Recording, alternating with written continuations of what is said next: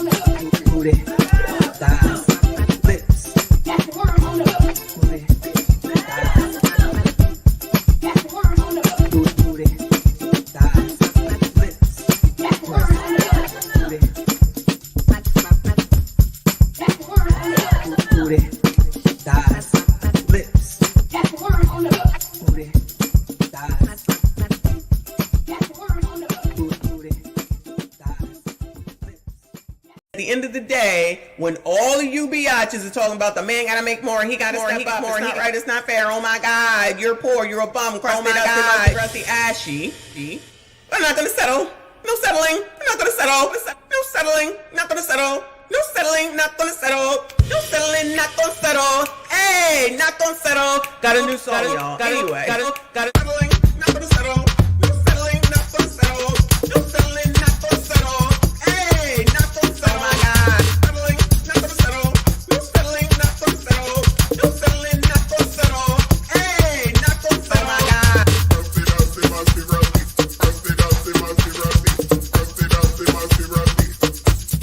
Oh my God.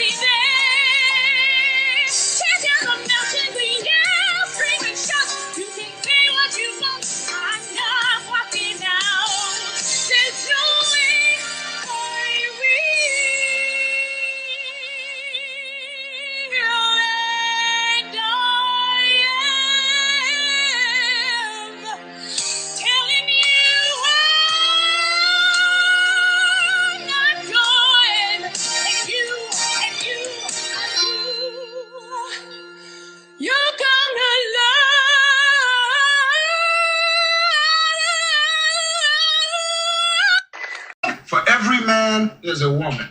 And for every dummy, there's a dummy.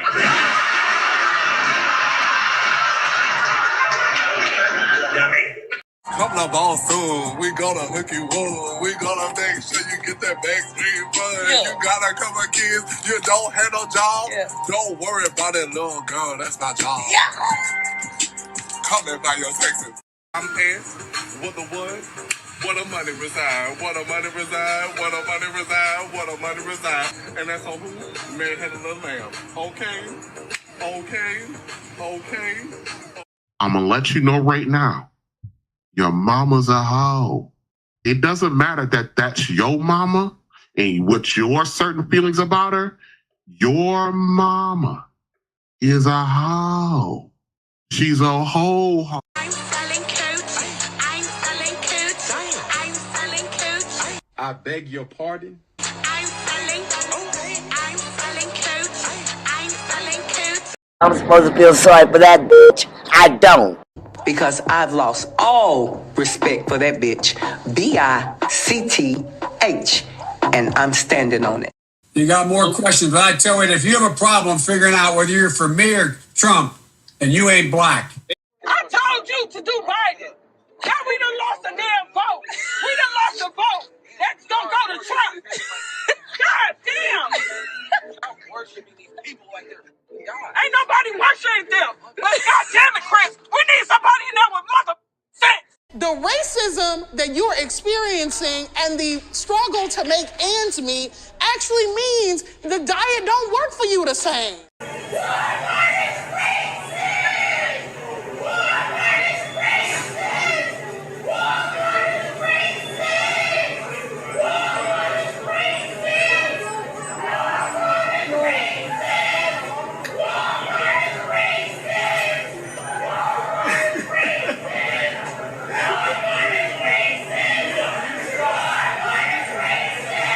I can imagine what can be and be unburdened by what has been.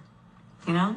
What can be unburdened by what has been. What can be unburdened by what has been. What can be unburdened by what has been. What can be unburdened by what has been. What we can see, what we believe can be unburdened by what has been. What can be unburdened by what has been. What can be unburdened by what has been. What can be unburdened by what has been. What can be unburdened by what has been. Who we can be unburdened by who we have been. What can be unburdened by what has been. Where we can be unburdened by where we have been and unburdened by where we are right now. What can be unburdened by what has been. What can be unburdened by what has been. What can be unburdened.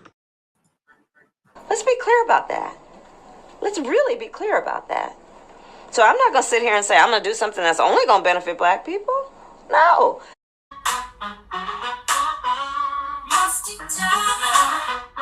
Yes, I'm speaking to you. Musty tether, where you fleeing to?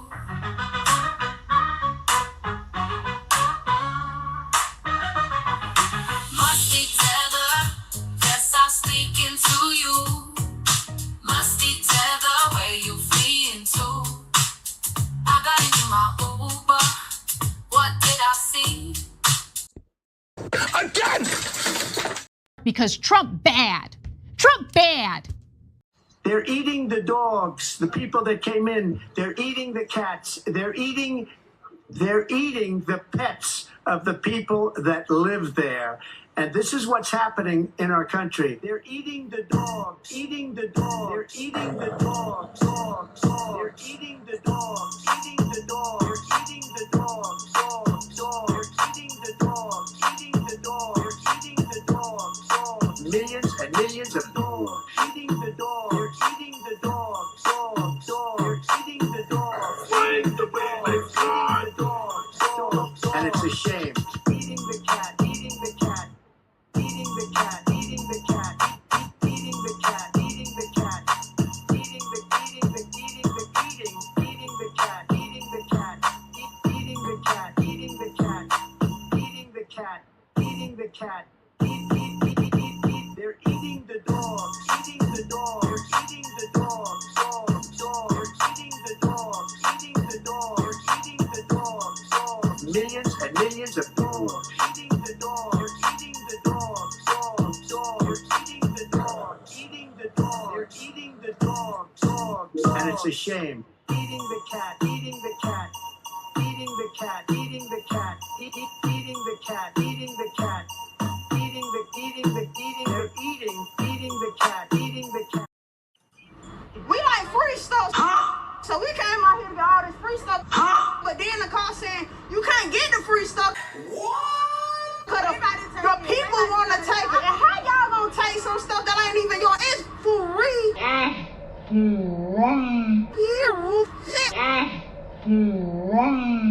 So I got my 2 baskets and took the bus or whatever.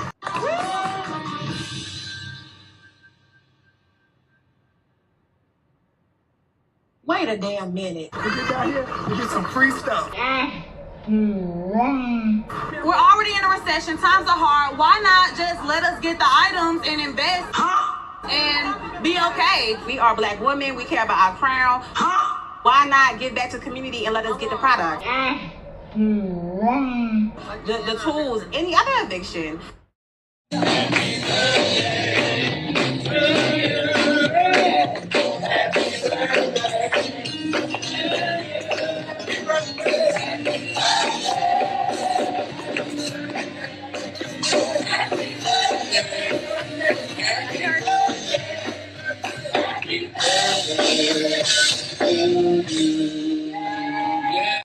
Good morning, good morning, good morning. Happy Sunday, happy birthday. Hey there, besties.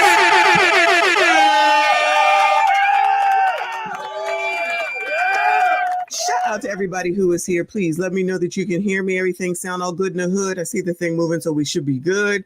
Thank you so much for being here on Saturday morning. We got to do part 2, child. We got to do part 2. Oh my goodness gracious. We got to do it. All right. And it's going to annoy the F out of me. So if you're sensitive, you might as well go on, because you know, daggone well, I'm going to be ranting. I'm going to be yelling all that stuff that everybody want to complain about. Carry your ass. Okay. Because I already know just by the one clip that I made, one clip from Harpo already pissed me off. Okay. Anyway, we about to get to it. Please, everyone that is here, if you're on replay, please make sure you hit the like button, subscribe if you are new. Shout out to everybody over on Reacts. There's 11 people in there. Shout out to you all, including our friend Decline Management. Hold on one second. Shout out to Decline Management for the first super chat of the day. Thank you so much, and I appreciate you. He says, prime in the pump. Good tequila morning, Mrs. M. Good morning to you, hon. Shout out to everybody in the Gentleman's Lounge. That's what it's nicknamed on live stream days. Okay, I got coffee today. I got water. I just ate my breakfast. I just got a couple of strawberries left. I'm ready to go. All right, so hopefully y'all ready to go. I'm not drinking this early in the morning. I was supposed to bring mimosa. I can't do it. I got to stop drinking. Okay, I got to stop drinking because of these stories. I got to stop. We'll save it for Big Tiff days, though. All right. Shout out to our girl Almond Eyes. Thank you so much, hon. Hey y'all, happy Sunday. Shout out to Almond Eyes. She keeping track of everything Donald Trump. So if you want to hear about Trump, that's where you need to go. Okay.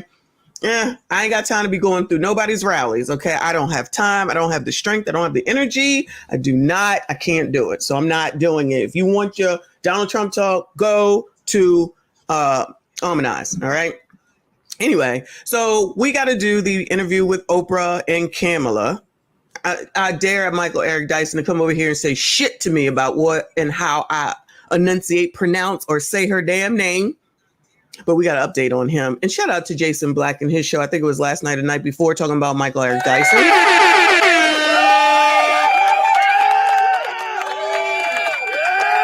Basically saying the same crap that I do that I did. Basically, it all comes down to the damn money. But, you know, you coloreds like to be scammed. Shout out to RBN. And if you want to listen to them and you still going to say that white supremacy, discrimination, and racism is the reason why you can't get anywhere, while you're listening to millionaires who made it out of the mud, then child, good luck to you. All right. Yes, I'm speaking to you.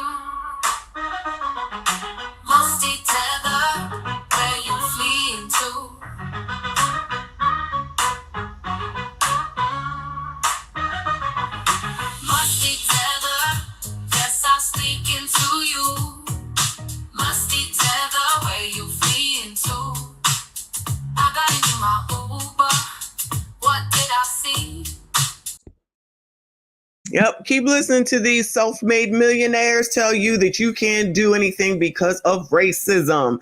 But let's get into this, okay? Poor Janet Jackson. Poor Janet Jackson. I guess this is her. Listen, I love Janet Jackson. I love all the Jacksons. I love them from the top to the bottom, every single last one. Rest in peace to Tito. Rest in peace to Michael. I love Janet Jackson. Every single song, or let me say album. I don't like every single song. I love all the Jacksons. They are my brothers and sisters in my head, okay? Every time I go on to Twitter, there's always what is it called? A trend of Janet Jackson. Every single time I open up Twitter, it don't matter when I open it up. Everybody allegedly loves Janet Jackson until she started talking about Kamala. Oh, Janet. Salute to you, Janet, for saying whatever it is that you feel. I don't have a problem with it. But of course, when you go against what the alleged culture wants you to do, then all of a sudden, you're now irrelevant. Janet Jackson slammed as irrelevant and a leech for questioning Kamala Harris's race. She's not black. Oh, is that what we doing? Is that what we doing? Oh, hey, Haley. So let's read what it's New York Post, but it's the page 6 portion. So let me go ahead and read what they had to say. I mean, I saw it over there in the blogs and I was like, I don't even want to read these comments because I already know what y'all gonna say. You're gonna slam Janet Jackson, even though a week ago, everything was about Janet Jackson. She could do no wrong until now. Janet Jackson is being called irrelevant and a leech. Now, where is Janet Jackson ever leached at, child? Where? Janet Jackson be quiet as a church mouse. Janet Jackson ain't on social media. Janet Jackson ain't out here telling nobody to do nothing, about nothing, wear nothing. Now she got something to say. Maybe that's what it is. As long as black people don't say anything, then they're wonderful. And then as soon as they say something that don't go along with the narrative, then they got to be tossed to the side. Got it. Irrelevant and a leech after she questioned Cam's race in an interview with The Guardian published on Saturday. I think she might be going on tour or something, right?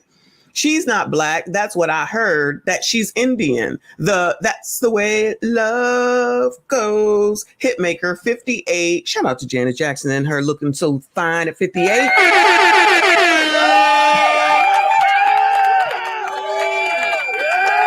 Said during a chat about the State of the Union, her father's white. That's what I was told. She went on. Now, Janet, come on now. Father's not white, y'all. Woo, Lord, you go, girl. I mean, I haven't watched the news in a few days. I was told they discovered her father was white. I don't know nothing about that. I ain't heard none of that. Okay. Vice President Harris, 59. Oh, y'all basically the same. I mean, we all basically the same age, basically. Oh, Lord. Is the daughter of 2 immigrants. Her father is Jamaican while her mother is Indian. Fans were appalled by Jackson's false statements and slammed her on X, with one writing, "This is why she's irrelevant and leeching off of her brother's success." Yeah, who thinks Janet Jackson is leeching off of her brother's successes? Child, you colors just say any old thing that come to your brain. Y'all just out here saying any old thing because your feelings is hurt because somebody ain't doing what you want them to do. You sound stupid. I said that. I meant that. Anyone that said that Janet Jackson, the Janet Jackson, is leeching off of her brothers is an idiot. I don't care what your race is. Understood? Ain't no way on God's green earth. Like I said, Janet Jackson trends every single time I am on Twitter.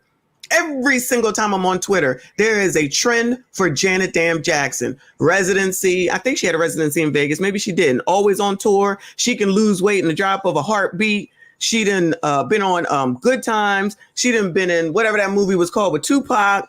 She done already did everything that she needed to do. So, she was on Different Strokes. Is that her on Different? She was, what's his name's girlfriend on.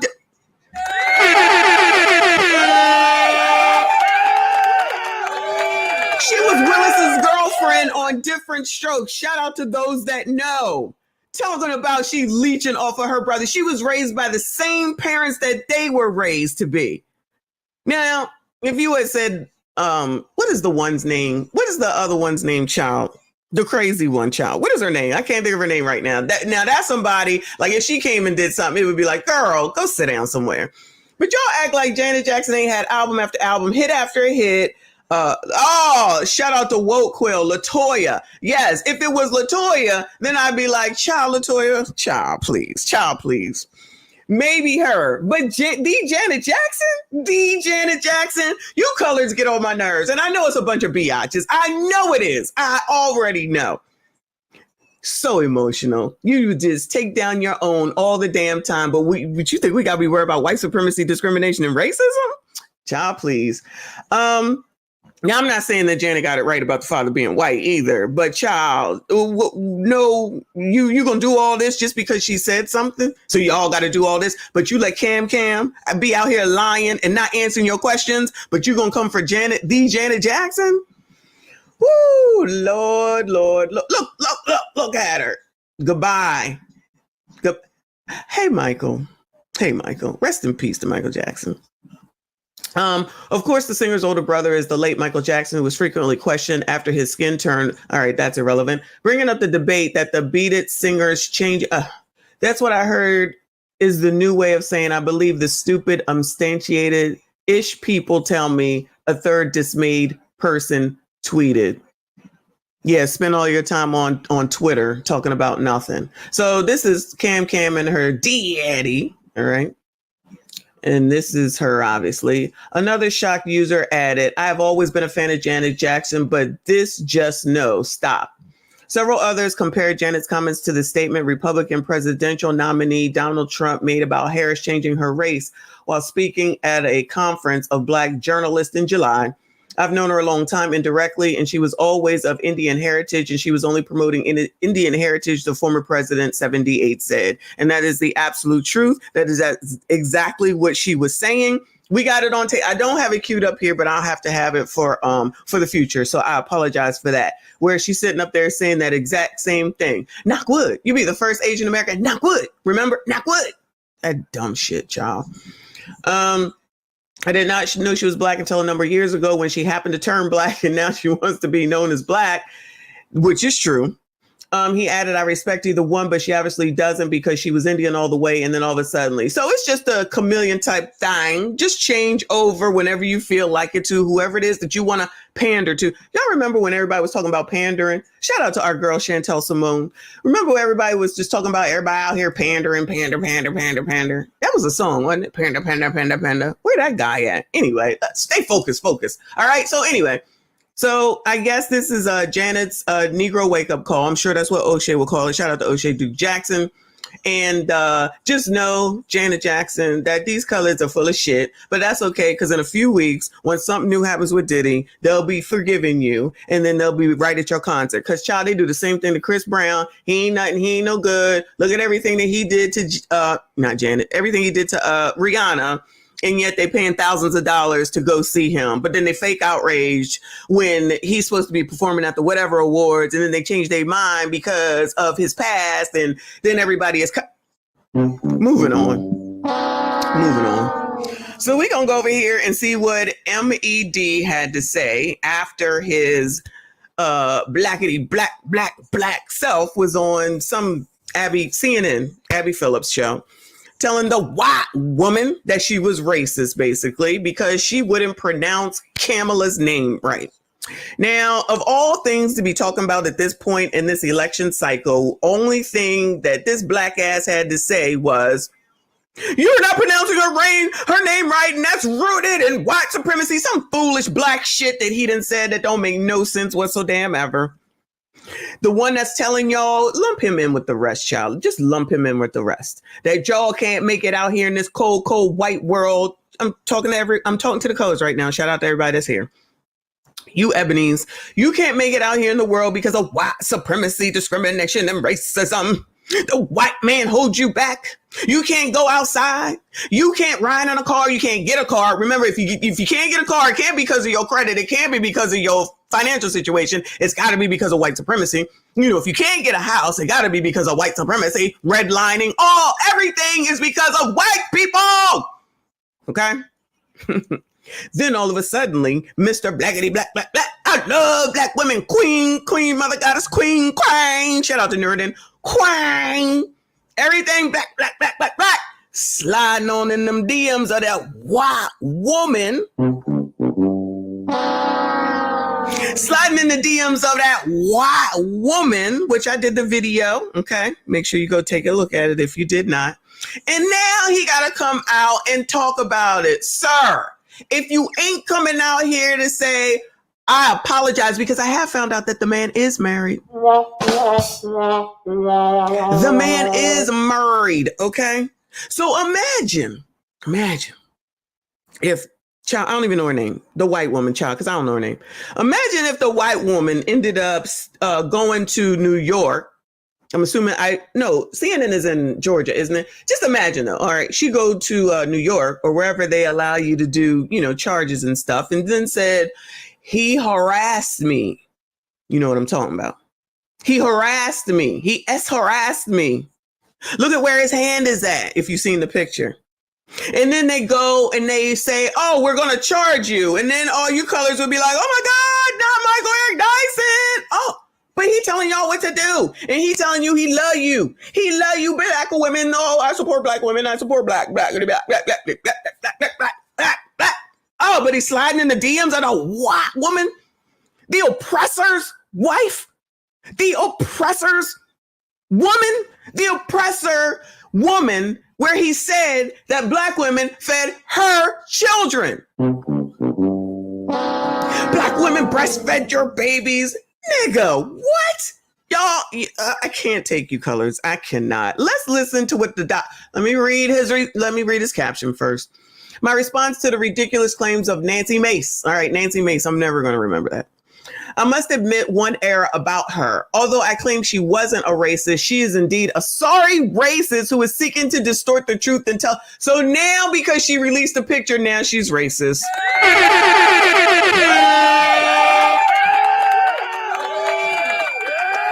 Now that she released the picture, now she's definitely a racist. Do you coloreds not see how racism is being distorted and weakened every single moment that these niggas use it for whatever purpose that they want to get y'all incensed and all riled up to say, yeah, that's what it is. Yeah.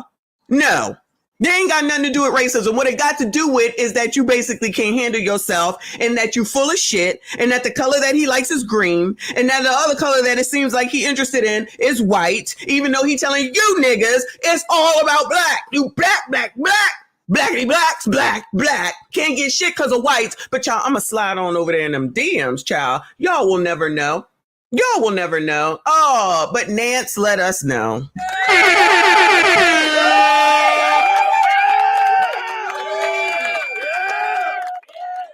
Who is seeking to distort the truth and tell lies, but as you'll see here, she's trafficking in untruths. And I guess me calling Reverend Jesse Jackson gorgeous. Reverend Jesse what? Gorgeous in my article about what? About him in the Chicago Sun-Times. I was trying to hit on him. Oh, child, we might have a different issue going around here. I suppose me calling Reverend Freddie Haynes a viral man. Oh, y'all, I'm about to shut this shit down. Whoa, what is going on? What the hell is going on? What the hell is going on right now? Sir, I don't think you're making this any better, sir. What the F is this? Oh my God. I suppose me calling Reverend Freddie Haynes a viral man and a honeyed slice of masculinity means I was hitting on him, or calling Boris Kojo gorgeous meant I was hitting on him. I don't usually respond to nonsense, but I had to get this off of my chest. Sir, you needed to shut the F up about all this. What is going on right now, y'all? I did not know this is what he said. Child, what is going on? Hey, my friends, Michael Eric Dyson here. Just want to clear something up, a vicious untruth and rumor that's being spread by Congresswoman Nancy Mace, claiming I was trying to hit on her. So I'm trying to figure this out. So this is our complete text exchange that she says proves I was trying to hit on her. We were on scene. Sir, if you're not going to show it to us, we don't give a damn. Because if you're not about to screen share the whole conversation, child, we do not care. CNN together. She was vicious. She was nasty. She refused to call Kamala Harris by her right name. We call her Cam Cam. What you gonna do about it? We had a bitter exchange about that. She claims in the interview that I called her racist when I went out of my way to say she wasn't a racist. Sir, just because you didn't directly say you are racist, you were definitely talking about racism, and you're basically calling her racist. Let's not act like we're stupid out here. I know you think you're the smartest of the smart and you use all them big words, nigga, but at the end of the day, you still a nigga, okay? And we ain't dumb. And you was calling her racist, and you were arguing on a national show about politics, about someone mispronouncing somebody's damn name as that's the most important issue. You can't even stick up for your own. Sir, you're not doing your job properly. You're not doing your job properly. I said, you're a wonderful woman. But let me say this to you, because I know you probably didn't understand this or mean it. But when you call Kamala Harris out of her name, that is perpetuating a legacy of inequality and of perpetuating inequality, white subordination. White subordination. So you're calling a racist of black people. Oh, so you call me a racist? No, I didn't. So she's looking for some reason to try to exploit the situation. This is the text exchange. I sent. Show us the text, nigga. Sent her, Abby Phillip, the host of the show, suggested we take pictures. I said, let's take a picture. She said, Abby said, when you post it, then tag me too, and then we'll have fun. Because the whole point was two bipolar opposites. Michael Eric Dyson on one side, Nancy Mace on the other. So I sent her and she said, great pick. And I said, shh, don't tell anybody. We look good together, with a laughing face. Nigga, we saw all that. Tell us something new and show us the whole text conversation. Or is what she showed us the whole text conversation, since it sounds like you're actually saying the exact thing that we didn't already seen. I thought you had something else to offer. In a kissy face. And my point was, I'm sorry. Any women in here, Bueller? I'm talking to women right now.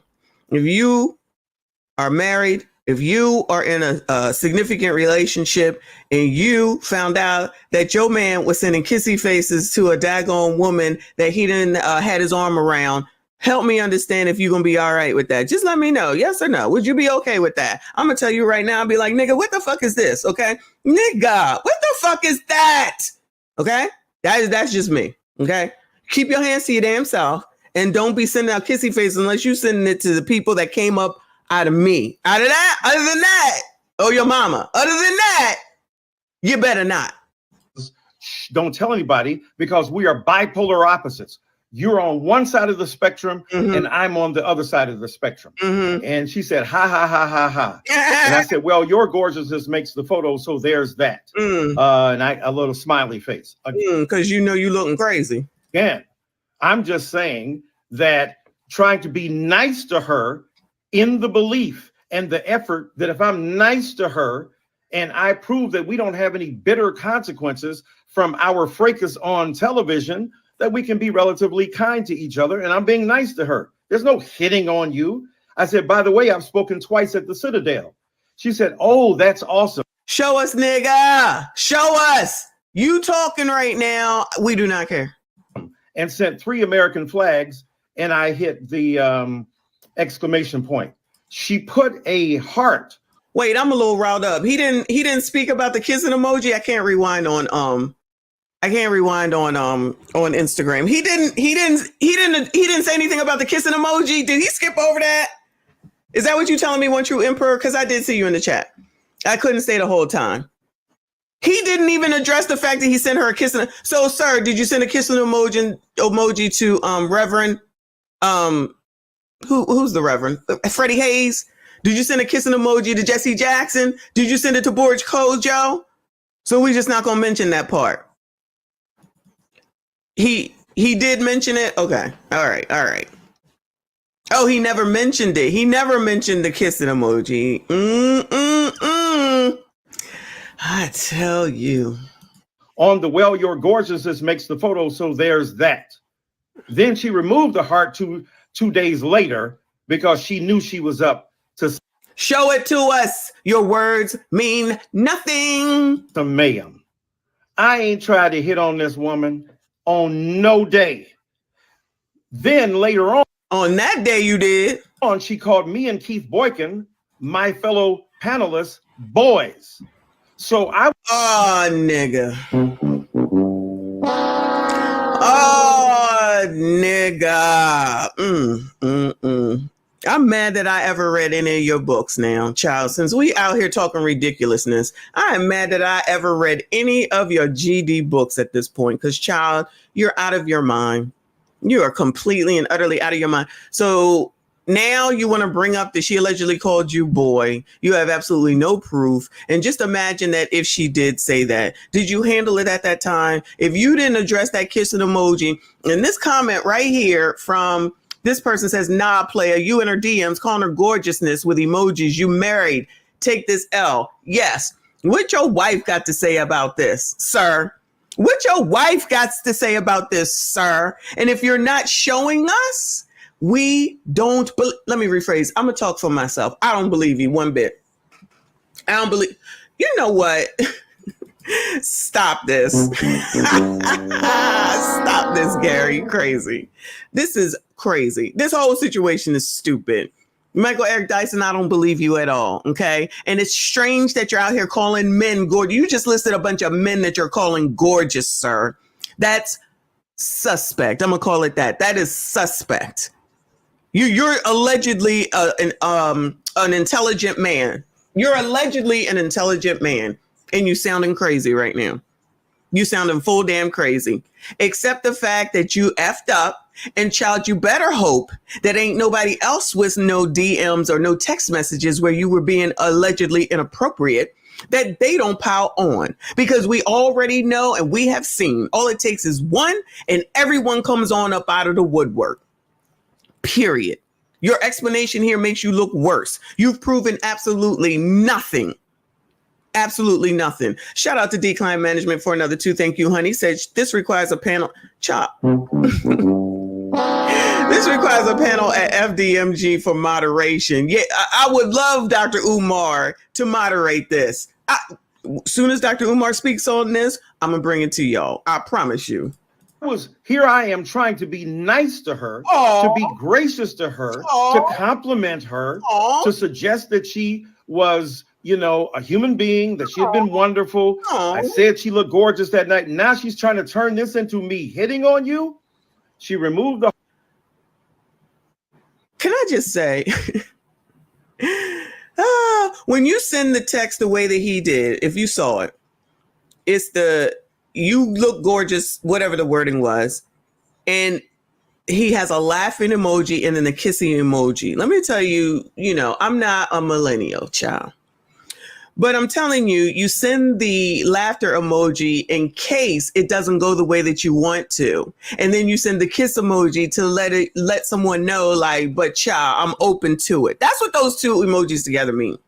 I could be wrong, but I know I'm not. You testing the waters and you putting it out there. You throwing your line. What is it called? You casting your line to see if you can catch something. Okay. Come on now, sir. You might be having an ABCD PhD and a doctorate and whatever the hell else it is you got, but common sense prevails. And those of us that use text and know how the shit works, that's what he was doing. And he had his hand there. Since he's so smart and he knows all about white people and what they doing and everything they doing to hold you niggas back, and you still put your hand on her right there. He'd be the first person to tell you about all the people that died because they looked at white women, talked to white women, whistled at white women, all that type stuff. But this smart, intelligent master's, doctorate, all that stuff, had the audacity and nerve to put his hand around her waist. Play your mama for stupid, because I'm not stupid. A heart. These are other people that I interacted with recently, my friends. Some of them. My friend Allison, I said, nice, you look gorgeous. Look out, Texas, here she comes. Talking about. Child, if you ain't showing us whether you sent the laughing and then the kissy emoji, sir, we do not care. That Nell Painter, a world-renowned historian, on her Instagram, I posted after she posted about she's a Mary Ellen von der Heyden Fellow in Letters of the American Academy in Berlin. In public, I said gorgeous and brilliant all at once. A heart with a heart, a face that's smiling with hearts, and a kissy face, right? I said, keep up the great work. Then there is my friend Terry, who I was giving tickets to for the Democratic National Convention. I said, you know I can if I will. Everybody and their mama want these tickets for today. You look gorgeous as always. Then my colleague Lisa at Vanderbilt, when we took pictures, I sent them to her and I said, me and Miss Gorgeous. And then Councilwoman Mary Sheffield, who is a councilwoman in Detroit. And I said, gorgeous and brilliant leader. Bless you and thank God for your courage, strength, and leadership. And then my dear friend Susan Taylor, a renowned editor, Queen, that's what I call her. So good to see you today. You look gorgeous as always, and your soul-inspiring conversation was uplifting as always. Feel better, love y'all. And then finally, to Dana Bash. I congratulated her on the interview she did with Kamala Harris, and then on another interview, saying people of color are eating cats, that's racism. I was quoting her. I said, thank you, Dana Bash. Besides being brilliant and courageous, you also look gorgeous. And then I put a power hand and a smiley, a face with hearts. I ain't hitting on Nancy Mace. I often acknowledge people's gorgeousness, and men's too, by everybody. So my point is that this is a woman trying to exploit a situation, trying to pretend as if I was trying to hit on her. She literally has that text exchange that I read the whole of it to you. I ain't trying to holler at her. I ain't trying to be with her. I have not dated white women. Not that that's a problem. All three of my wives have been 7 to 11 years older. All three. Child, are you a poop dog? What is going on right now? All three of my wives? Sir!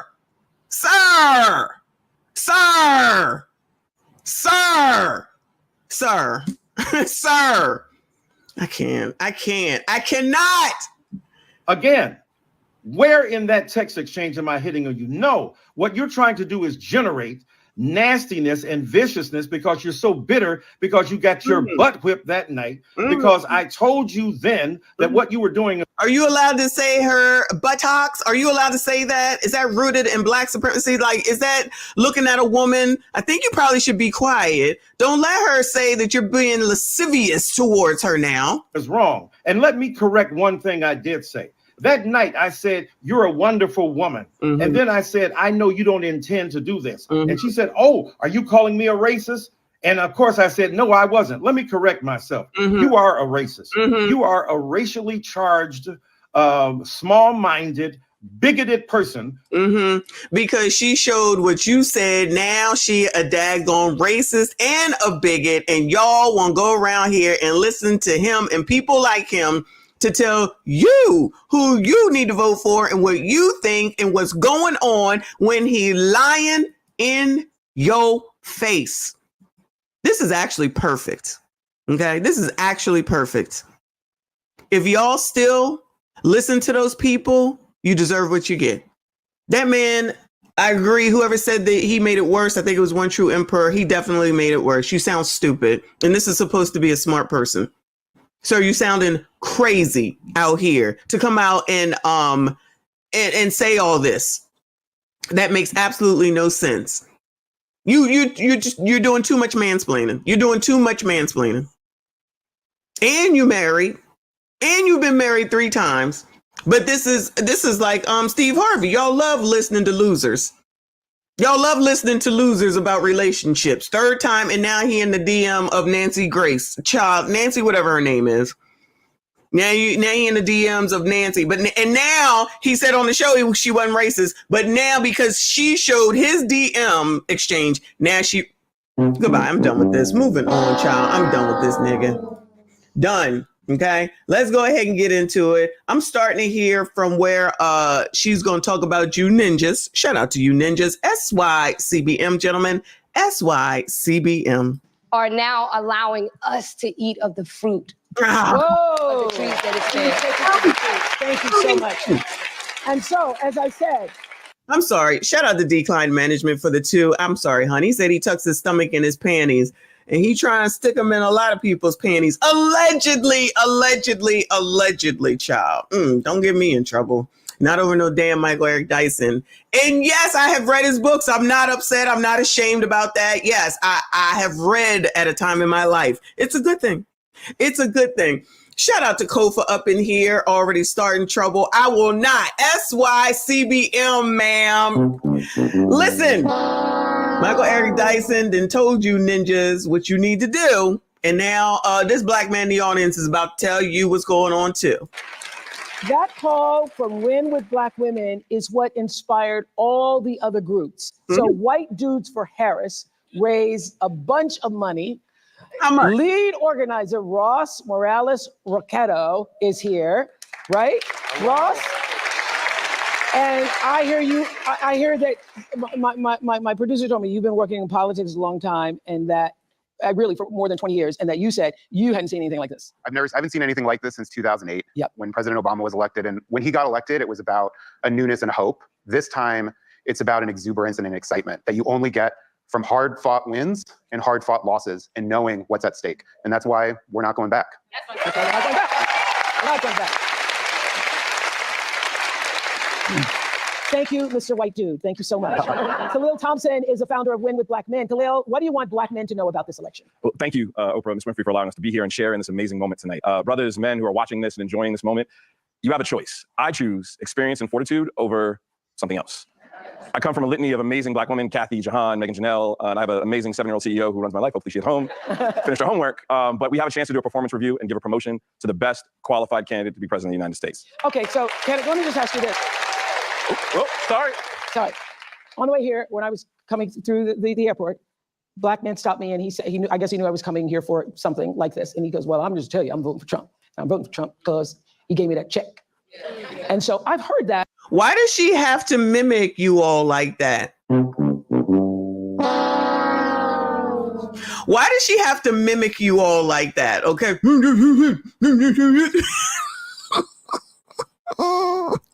It's not funny.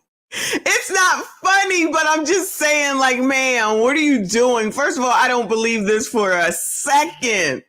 Not for a second. And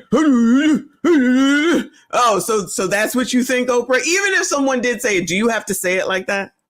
Black man stopped me and he said, I guess he knew I was coming here for something like this. And he goes, well, I'm just tell you. So the Black man just knew Oprah was coming here for something like this. So the Black man that just happened to be randomly somewhere near Oprah knew she was coming to do something like this. Child, I didn't know. Did y'all know? I didn't know this was happening. Because, well, first of all, I could care less. And second of all, why would I know this was happening? Why would I know? Let me just ask you this. Oh, sorry. Sorry. On the way here, when I was coming through the airport, Black man stopped me and he said, I guess he knew I was coming here for something like this. And he goes, well, I'm just tell you, I'm voting for Trump. I'm voting for Trump because he gave me that check. And so Did she do that with the white man? With the white man? Did she do that when she introduced the white man? Heard that from several people that I got the check. He gave us the check. And so therefore, forget about everything else. It's about the checks. Well, what he doesn't know is that Congress actually paid for the check and the American people paid for it.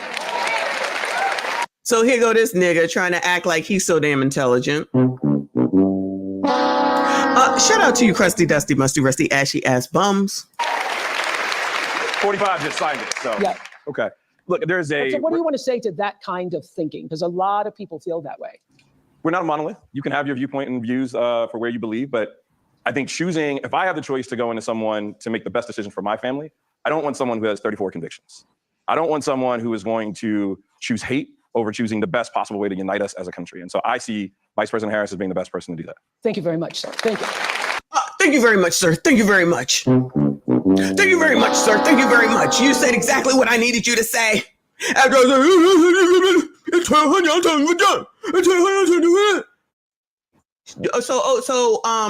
Michael Eric Dyson, did you have any problem with that nigga? Because Oprah just basically said the same thing about you. But I guess you don't count because you special. Child, please. Anyway, let me get to this biatch. Hold on a second. Where is she at? I don't want to hear all this other white women and all that other shit. I don't care. Hold on. Oh, yeah, you got Meryl Streep here. Shout out to her, though, because I love The Devil Wears Prada. I love Meryl Streep and all these other celebrities out here for this shit. I don't care.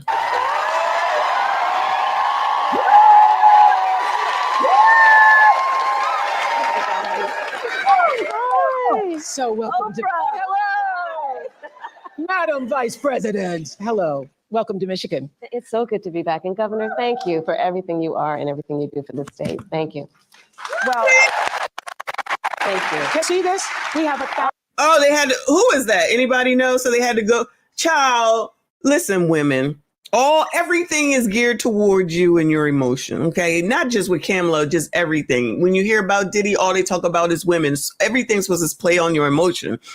And it works enough of the time. It works enough of the damn time. It ain't gonna work with me. It will not work with me.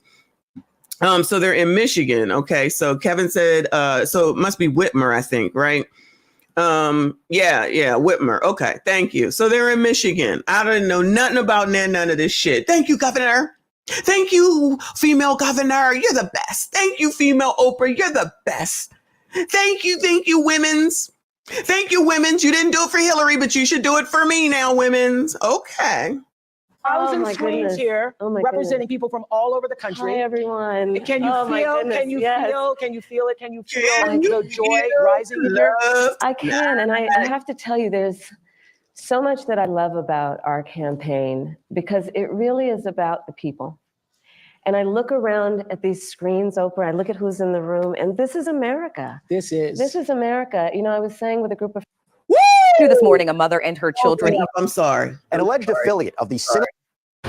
Well, the actual. Oh my God! I can't even believe I did that, y'all. I'm sorry. Give me a second, child. Just moving too fast, y'all. Just moving too fast. Oh Lord, have mercy. I'm so sorry. Because I was about to say, where the hell is it? There it is. Here we go. Because I was about to say that she talking about this represents America. This is America. Girl, you won't even go to someone that has a difference of opinion than you. Does no one see that as being an issue? Does no one see that as being an issue that you can't just go where you're liked? That's what, listen, shout out to everybody who's here, but I'm talking to you colors today, okay? That's the problem. Why is it that it's okay to just go everywhere that you like what you like and you never want to hear a difference of opinion? How can you form an informed opinion if you only listen to what you want to listen to? Does that make sense, or is it just me? Why can't she go talk to the people over at Fox at minimum? At minimum. Oh my God. I know it's just me, child. I know it's just me. And then gonna have this shit is called Unite for America rally with Vice President Kamala and Harpo. So this is uniting America just because you brought in a bunch of women, a bunch of men, a bunch of people of other races, but you didn't bring in anyone with a differing opinion or with questions for you. Questions that are not going to allow you to word salad your way on out of there. And no one sees this? Is it just me? I can, and I have to tell you, there's so much that I love about our campaign because it really is about the people. And I look around at these screens, Oprah, I look at who's in the room, and this is America. This is America. You know, I was saying with a group of friends earlier, I think in this moment where we've dealt with so much that I think is quite exhausting around powerful forces that would try and divide us and try to have us as Americans pointing fingers at each other. Yes. That this movement that is about reminding each other that we have so much more in common than what separates us is so critically important. And this is about the strength of who we are as Americans. And this movement that we're in about, as I like to say, seeing in the face of a stranger a neighbor. Yes. Right? Yes. An extension of love thy neighbor, that you literally in the face of a stranger see a neighbor. Yes. And approach each other with that level of dignity and grace and kindness. Well, that's exactly what happened with the Win with Black Women. I know you've known Joe Tate for many years. Thank you, my That's dear. exactly what happened. She started it. They had to be called. They had to be called and then said, let's open the door. Yeah. Let's open the door and invite everybody else in. And everybody actually came. Organically. Yes. Organically. Like, this is the beauty of our country. There's so much at stake in this election. And ultimately, the question before us is, what kind of country do we want to live in? And the beauty of a democracy, as long as we can hold on to it, the beauty of a democracy is each of us has the power. Each of us has the power to answer that question. That's right. Everybody on this call and beyond has the power. But can I just start with this? Yes, please. I have to say this because in all of my private conversations, Gail, and I've said this 100 times, and everybody is saying it, you all have said it, I know you have. It seems to us that something happened to you the moment President Biden, stepped aside and withdrew his candidacy, that a veil or something dropped and you just stepped into your power? Girl, shut the hell up. Ain't nothing dropped or stepped into no power. She was the obvious. Who the hell else could have done it but her? She's the freaking next person in line. And then you got what is her name? Tiffany Cross. You better. And I'm sure the rest of them was calling up there talking about you better. Because who else would you use? If it ain't Michelle Obama, because there ain't no one else, there would be no one else. There would be no one else. That was your only choice. Y'all Democrats messed this shit up. Talking about what Joe did. Joe and you opened up. Girl, shut the hell up. That sounds so stupid. Oprah and her theatrics, child. Okay, that's all that is Oprah theatrics, child. I can't take it. I mean, literally, looking at you at a speech like the week before, which was a great speech, very nice. And then the next week, I saw you walking in the thing. And I said, what? No, she didn't walk like that. She wasn't walking in nowhere like that. Let's just start making some shit up now. So now, Oprah, you doing the black stuff too? You just not walking in there, strutting your stuff. Oh my God, I can't with you Negroes. I cannot with you Negroes. Shout out to Kevin, the software tester. Thank you, honey. He said my testosterone level dropped 500 points listening to these suits. Those are your people. Kevin, those are your people. Okay. Those are your people. SYCBM. Kofa, Kevin, Sankfan, SYCBM. Okay. Shout out to Celine. She said, thank you so much, hon. She said, I've lost women I thought were my friends because I'm pro-life with exceptions. Mind you, white liberal women are often elitist and pompous too. And out there getting ABs. So everybody be lying. So people can allow this stuff to come between them all they want to. If you don't like me, I don't give a shit. I promise you I don't. I promise you I do not. But I'm going to say what I want to say. Okay. I'm not going to sit up here and think that I give a fuck because it's Oprah. I don't give a fuck. I don't give a fuck about Eric Dyson and his dumbness. It is what it is. You see it. You want to ignore it, then ignore it. It's not me saying that you should vote for Trump. I don't care who y'all vote for, okay? I just always say just make sure you vote. Because if you don't, you can just shut all the fuck way up. It's absolutely more important what's going on in your state than what's going on with the presidency. Not saying that it's not important, but worry about that shit. Because I promise many of these colors that's got a lot to say, not the famous people, ain't worrying about what's going on locally. They probably don't even know who's running, okay? say I'm lying. And if somebody don't want to be my friend, fuck them. Okay. But I also don't care. You know, my friend list is on one hand anyway. So it's all good. It's all good. Shout out to Ricky Williams. I appreciate you, hon. He said, these are the real Stepin Fletchers. Stepin Fletcher. Shout out to Stepin Fletcher. These are the ones that really keep Black folks from moving forward. The gatekeepers. I agree with you. I agree with you. Look, if we ain't learning right now with what you see what's going on with Diddy. Now, mind you, we'd have known what was going on with Diddy. We may not have known as deep as what it is, but we already knew what was going on with P. Diddy, and we ain't even in the industry, okay? We knew it before freaking Cat Williams said what he said. We also knew what was going on with R. Kelly before he finally got arrested, and everybody was all good in the hood with it. Nobody was taking anybody down. Everything was everything. Okay. Now all of a sudden, here you go. Here come Diddy. Now everybody got something to say. And I promise you that I don't believe, let me say it this way. I don't believe they're going to be holding all these people who now got so much to say accountable for allowing all that to go on. Just like what they did to R. Kelly. Just let them go. Just let them all go. But what do I know? Now, Villainous says that Oprah attended the FOs. I don't know that. Allegedly. But child, she done been seen in a bunch of pictures with all those people. But I don't believe that just because someone's been seen in a picture with someone means that they participated. I personally don't believe that. But they got pictures with her with Diddy, with Weinstein, with Epstein, child, with all the Steens, clearly. And y'all want to go to Oprah to be your savior, again, talking to the coloreds, but you wanted to listen to Oprah being your savior. What has she done for you coloreds, Bueller? Help me understand what Oprah has done for you coloreds, all right?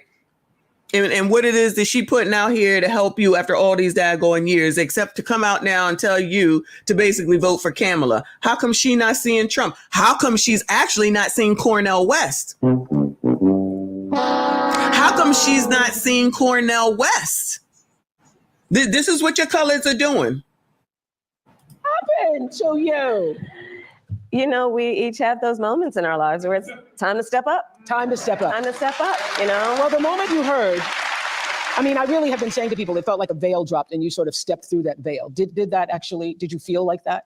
I felt a sense of responsibility, to be honest with you. And with that comes a sense of purpose. But I mean, we're all here and you all are taking time out of your busy lives, everyone here, everyone on the screen, because there really is so much at stake. You know, I have spent the majority of my career being concerned about the well-being of other people. Yeah.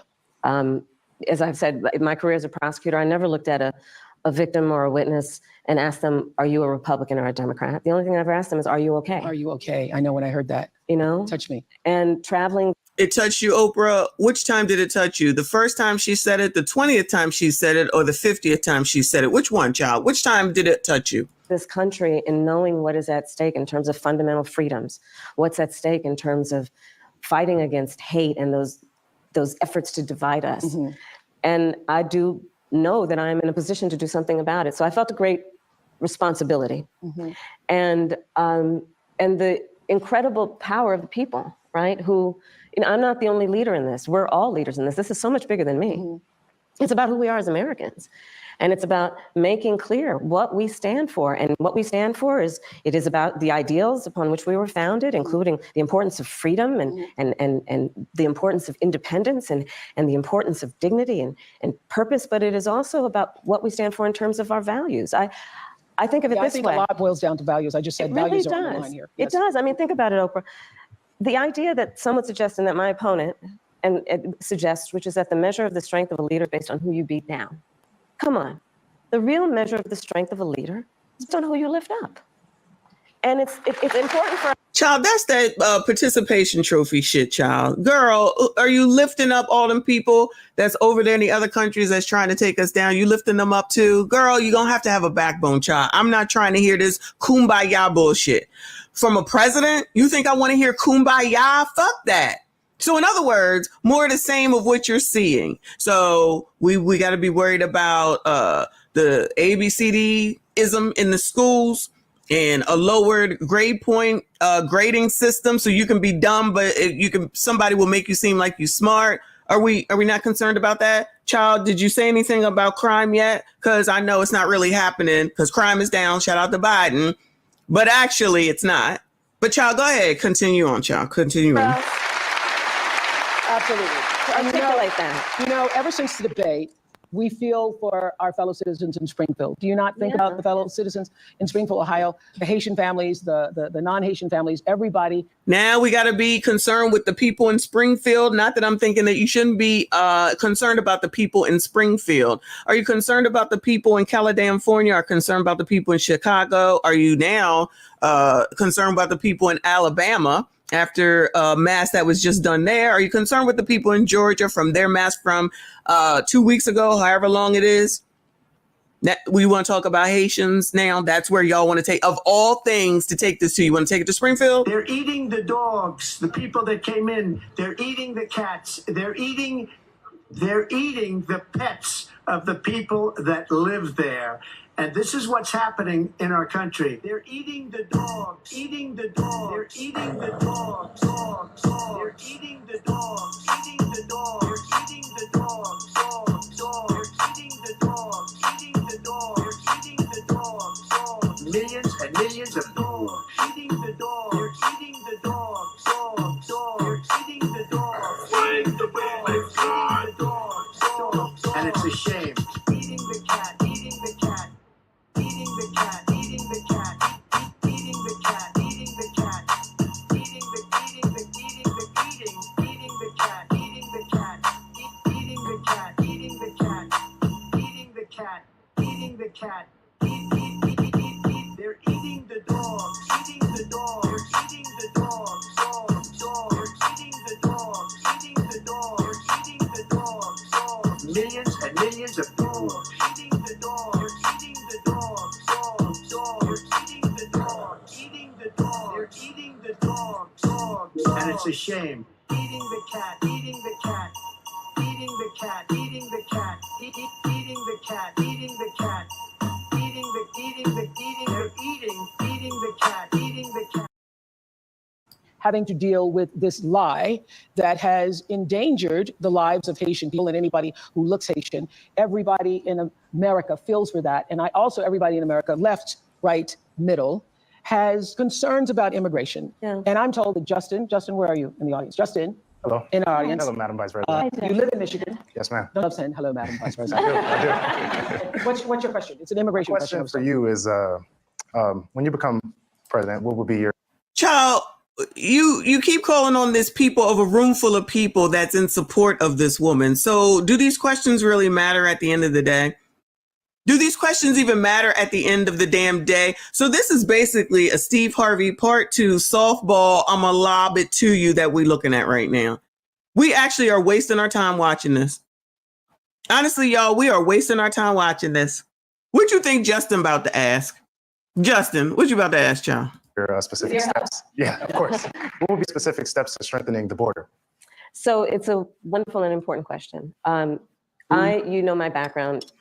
What are you going to do? We're going to do this again. What are you going to do to strengthen the border?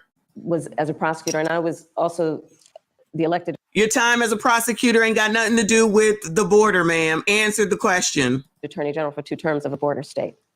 So this is not a theoretical issue for me. This is something I've actually worked on. Okay. I have prosecuted transnational criminal organizations for the trafficking of guns, drugs, and human beings. I take very seriously the importance of having a secure border and ensuring the safety of the American people. Then how the hell did we get here? If that's true, then how in the hell did we get here right now with all these sanctuary cities and all these migrants taking over, and you still ain't answer the question? Because you are the border czar, man. You are the border czar. So let us know. What is the answer again? Sadly, where we are now can be traced most recently back to the fact that when the United States Congress, members of the Congress, including some of the most conservative Republicans, came up. Blame Republicans, don't answer the question. Man, what are you going to do about what's going on with the borders? Well, back then, Republicans did. Republicans. With a border security bill. And here's what that border security bill would have done. It would have put 1,500 more border agents at the border. Let me tell you, those border agents are working around the clock. It would have just been. So are we trying to say that there are no border agents that are down there now? We know that they are because we watched when everyone came in. We watched them from Mexico come on over here. And interesting, they knew the exact day on when, I guess it was C-19 thing ended. And they started carrying their asses on over. So, ma'am, you talking about a bill way back whenever. So, in other words, you ain't gonna do shit just like you ain't do shit when you was the damn border czar. It's been about giving them some support and relief, which is probably why the border agents actually endorsed the bill. It would have allowed us to stem the flow of fentanyl. And I'm looking at people. What does that have to do with what you're gonna do about the border crisis, Cam? What you gonna do, child? I ain't heard no answer yet. From all over the country here. So I don't need to tell the folks who are watching this what fentanyl has done to families, to kids in our country, and the need to take seriously stemming the flow coming into our country and addressing that extraordinary and tragic issue in terms of its effect. The bill would have allowed us to have more resources to prosecute transnational criminal organizations. And it would have been part of the solution. And Donald Trump called up those folks and said, don't put that bill on the floor for a vote. He blocked it.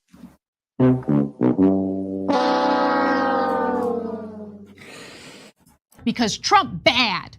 Trump bad.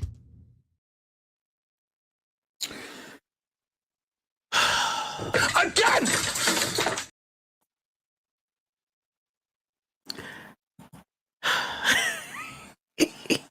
I don't even know what to say. You colors are supporting this shit. You colors are supporting this shit. Blame Donald Trump. So for the last 4 years, she wants to blame Donald damn Trump for her damn responsibility as the borders are and give no answer to what she gonna do. She gonna go back. Let's go back into time, way back into time and figure out how we can blame Donald Trump, just like on her site now with her alleged policies where everything ends with why Donald Trump on her site. Why are you mentioning him on your site? Ma'am, we don't care. We don't care. Shout out to Celine. Thank you, hon. She said my 8-pound male chi buddy would be an appetizer. I guess that's a dog. Girl, shout out to TQS up in here. Thank you so much, hon. I appreciate you. He said, lies 3-16, and behold, we have thee who lieth with thy tongue to thy church and saith nothing with any substance.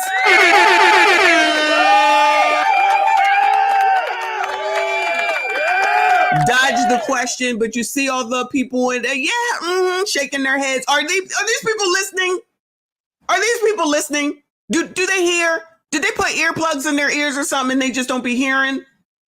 Just go ahead and admit it. You want a woman because you want to make history, and then you want her to be all the things because you want to make history. Child, at least if y'all said that, then I could be like, all right, I get it. But other than that, don't give me this bullshit. This woman is not answering the damn question. She blaming someone else, and she gobbledygooping because that's all the fuck she does, and y'all want this?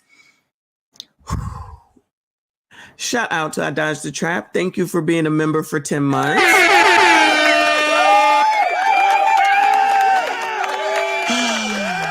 Lord, help me, Lord. Help me, Lord. Help me, Lord. He said, someone please tell the coloreds reading is not illegal. You so funny. Child, you so funny. That bill would have made the illegals legal citizens. That fixes nothing. She is a bold-faced liar. Well, shout out to y'all for knowing. I don't know that. I didn't know that. I'm not going to read that stuff. I'm just going by the simple list of he asked a question and she going to blame and not answer. And you saw him with the, psh, of course, because just say it's Donald Trump. Because Trump bad. Trump bad. Again. And then that takes care of everything, child. Shout out to you, hun. Shout out to JTF being a member for 6 months. I appreciate you. Oh, my goodness gracious. Y'all, that's why we got to do this together, okay? Because I don't know it all. I ain't even gonna hold you. I have no problem saying what I don't know, unlike a lot of other people. I don't be knowing. I know what I do know, though. I know she answered this damn question. Shout out to JTF. He said, you got to be bad at your job if Trump, who's not in power, can call Congress to stop a bill when Cam and Biden are the current administration. Just ignore all that. Just ignore all that. Just like all of a sudden, the colors can go ahead and ignore the fact that Joe Biden is in charge of the crime bill. You got more questions, but I tell you, if you have a problem figuring out whether you're for me or Trump, and you ain't black. The crime bill. I don't hear about that no more. The bill, you know why? Does he prefer to run on a problem instead of fixing a problem? And they clapping. And they are clapping. What are you clapping for? She hasn't answered the effing question. Because Trump bad. Trump bad. That's all it takes for y'all? That's it? That's it? That's it? That's it? And he has put his personal political security before border security. Because understand, even in the intervening months, what that bill would have done to give support to folks who care about this issue. And this again gets to the point about what does leadership really look like? And is it about you or is it about the people? Right. Is it about running on problems or fixing problems? My work and my career has always been about saying, let's fix problems. Let's address the needs because we know. What have you fixed, Cam? What have you fixed? What have you fixed? What have you fixed? She's been talking for 2 minutes. She has not answered the question about border security, and these dummies are clapping for what? What are you clapping for? It's within our capacity to do that. So to answer Justin's question, now that that bill has gone and hasn't passed, will you reintroduce that? Absolutely. And when I am elected president. So Oprah had to tell you. So Oprah. Even Oprah knows that you're not answering the question. Oprah had to tell you what you should do when you become president. But Oprah, you up there talking about she over there opening up and she strutting. Shit that don't matter. Shit that don't matter. Oh my God. Shout out to our girl. Thank you so much, hon. She said bill was deleted.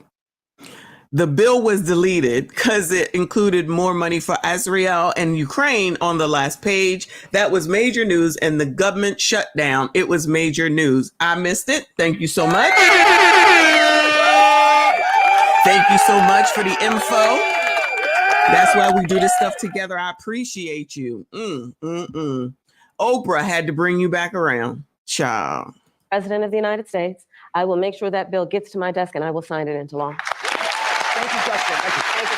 Thank you. So she gonna make sure that that bill gets there and gets signed into law. All right, ma'am, you could have did that 5 minutes a damn go, but you ain't telling us what the hell else is all up in there.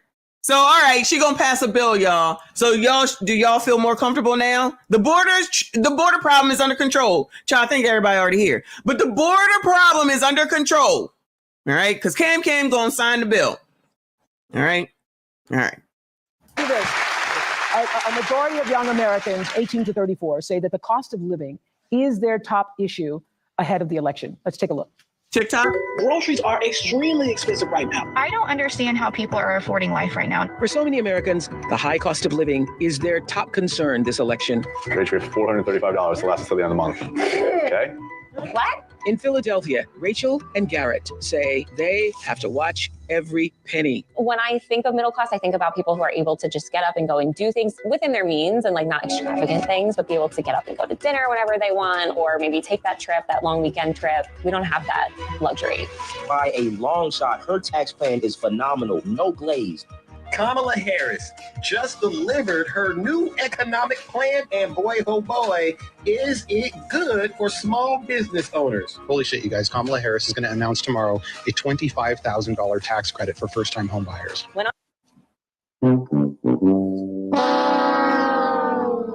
Wow. Here we go with the 25, 6, and 5, and whatever the other number is. But Donald Trump, Oprah started this all. I'm gonna vote for Trump because he gave us $1,200. I'm gonna vote for Trump because he gave us $1,200. That's how she mimicked you, ninjas. This is how Oprah mimicked you, ninjas. He's gonna give us $1,200. I'm gonna vote for Trump. She's gonna give us $1,200. Kamala just announced her plan for $25,000.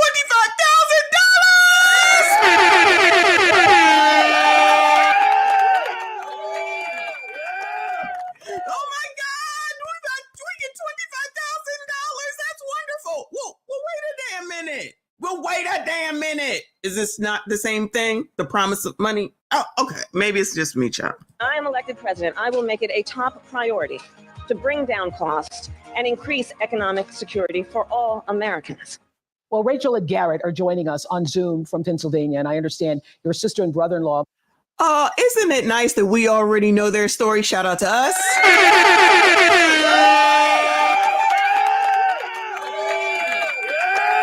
Isn't it awesome sauce that we already covered these people and we know their story? Let's hear what they got to say. Moved in, and you're hoping to save money to have a second child?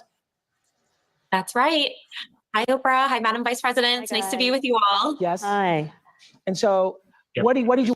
I'm gonna need y'all to look at the background.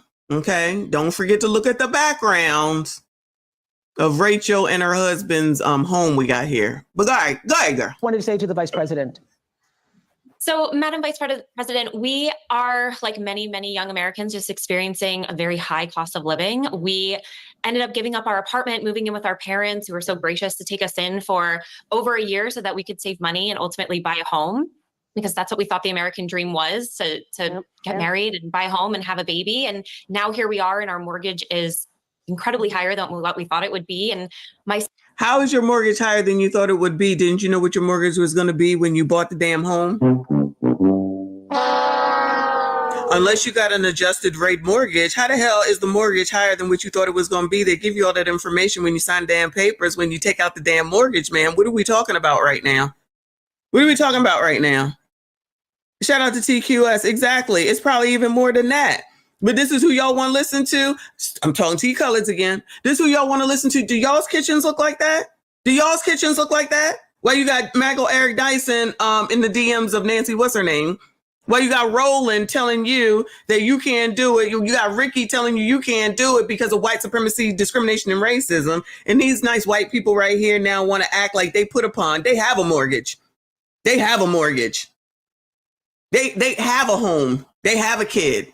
They listen, this is what I'm saying. Like, some of the dummies that come through here with your dumbass comments, because I know you listening, and you want to come at me like I'm doing something wrong, because Black people like to think that to be Black that you need to be poor. Okay.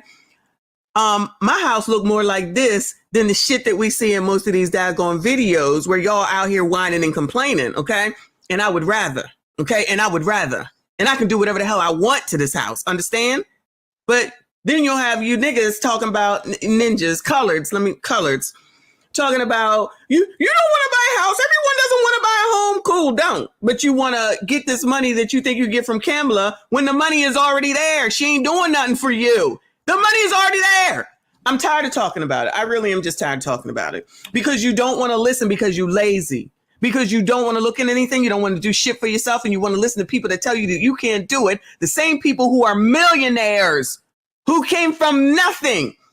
And Oprah ain't even got no kids to leave her money to. You think she's going to give it to you ninjas? I promise you she's not. Sister and our brother-in-law are living with us right now so that they can hopefully one day do the same. And while it's beneficial for us because they help us pay off some of our mortgage, it's also beneficial for them because they can save on cheaper rent. But we really would love to know what your plan is to help lower the cost of living. Yeah, first of all, thank you both for being here. And yours is a story I hear around the country as I travel. And in terms of both rightly having the right to have aspirations and dreams and ambitions for your family. Ma'am, we don't need you to tell them what they have the right. They got the right to think and say whatever the hell it is that they want. We know that. Answer the damn question. What are you going to do, child? Family and working hard and finding that the American dream is, for this generation and so many recently, far more elusive than it's been. And we need to deal with that. And there are a number of ways. One is bringing down the cost of everyday necessities, including groceries. So that's... Ma'am, how are you going to do that? That's why I'm taking on, for example, price gouging, which is when, Is this even really a price gouging situation? I don't even think it's really a price gouging situation. It's like price gouging comes when the damn hurricane comes and then no one can get a generator, I guess. So they up the prices. That's price gouging. I don't think that what we're going through is price gouging. Everybody keep buying the shit. Child, wait, I got videos for y'all. Shout out. Make sure y'all follow Messy Michonne Reacts. And shout out to all of you that may follow right now. But y'all, I'm about to turn 9,000 over there. So thank you so much. At 8,920 right now. Should be to 9,000 by the end of this daggone month and onward and upward for that channel. Thank you so much for all your support. Most companies and corporations are good, but for those bad ones, they take advantage of people, especially during a pandemic or extreme weather, and they end up jacking up prices, and there needs to be accountability and consequence for that. So I'm going to be taking on price gouging. But it's also about dealing with what we need to do around home ownership, right? So as someone mentioned during this film, look, I grew up a child of a mother.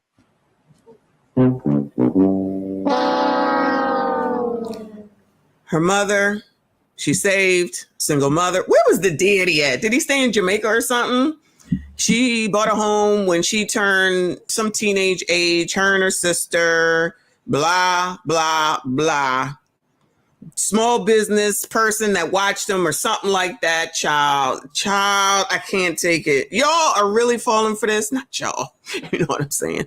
Y'all really be falling for this shit. Thank you so much, Skinny Boy, 20 Boy. Go ahead and follow Miss Michonne Reacts if you do not. I appreciate you. This is half damn and predictable. This is half damn crazy and predictable. Ma'am, go out. They're not going to do another debate, are they? What's that debate called? Is it town hall style where they both are sitting there in the middle and then there's people from everywhere that gets to ask questions? Is anybody going to get that? Because I want off the cuff questions, not controlled questions. I want someone to be able to ask you a damn question without you knowing the answer and not giving these same gobbledygook ass stories. Who worked very hard. She raised me and my sister. And she saved up, and by the time I was a teenager, she was able to buy a home. And we grew up actually for a long time in an apartment on top of a childcare center that was owned by the woman we called our second mother because she helped my mother raise us. And she was a small business owner, Miss Shelton.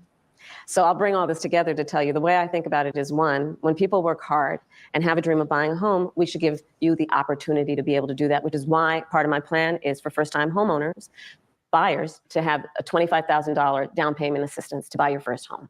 Because people just need to be able.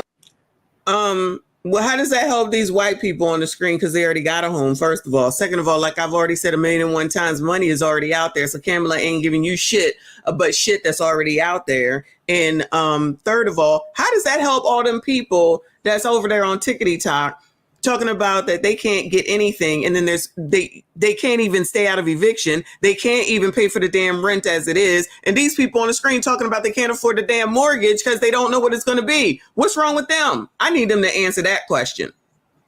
I need them to answer that damn question. Ciao. Get their foot in the door, and then you'll do the hard work. Part of my plan is what we need to do to support small businesses, because my second mother was a small business owner, and I love our small businesses and our small business owners. They are. Somebody need to ask her, when was the last 5 times that you purchased something from a small damn business? Not only business leaders, they are community leaders. They and name them. Mentor, they hire locally, and we have so many entrepreneurs in our country who have great ideas, incredible work ethic, but not necessarily access to capital, because not everybody, like my opponent, was handed $400 million on a silver plate. So bring up Donald Trump again and shame him because his family had money. Because Trump bad. Trump bad. Again! Because Trump bad. Trump bad. And that is something that you coloreds do. You fault people because they're successful. What kind of shit is that? But then you go and listen to these millionaires telling you that you can't do shit because of white supremacy, discrimination, and racism. Make that make sense. Y'all don't even be knowing what you be saying. You think because you got it better? I do, because I worked. Y'all don't know how to cut back on shit. Y'all out here paying for all them damn groceries you complaining about. Oh, the videos are coming. The videos are coming. But why is she mentioning Donald Trump for her damn question? What does he have to do with her? That's 2 questions in a row where she brought him up. That's supposed to incense you. Y'all don't even see it. Just like Michael Eric Dyson over there lying. Y'all don't even see it. I can't do it.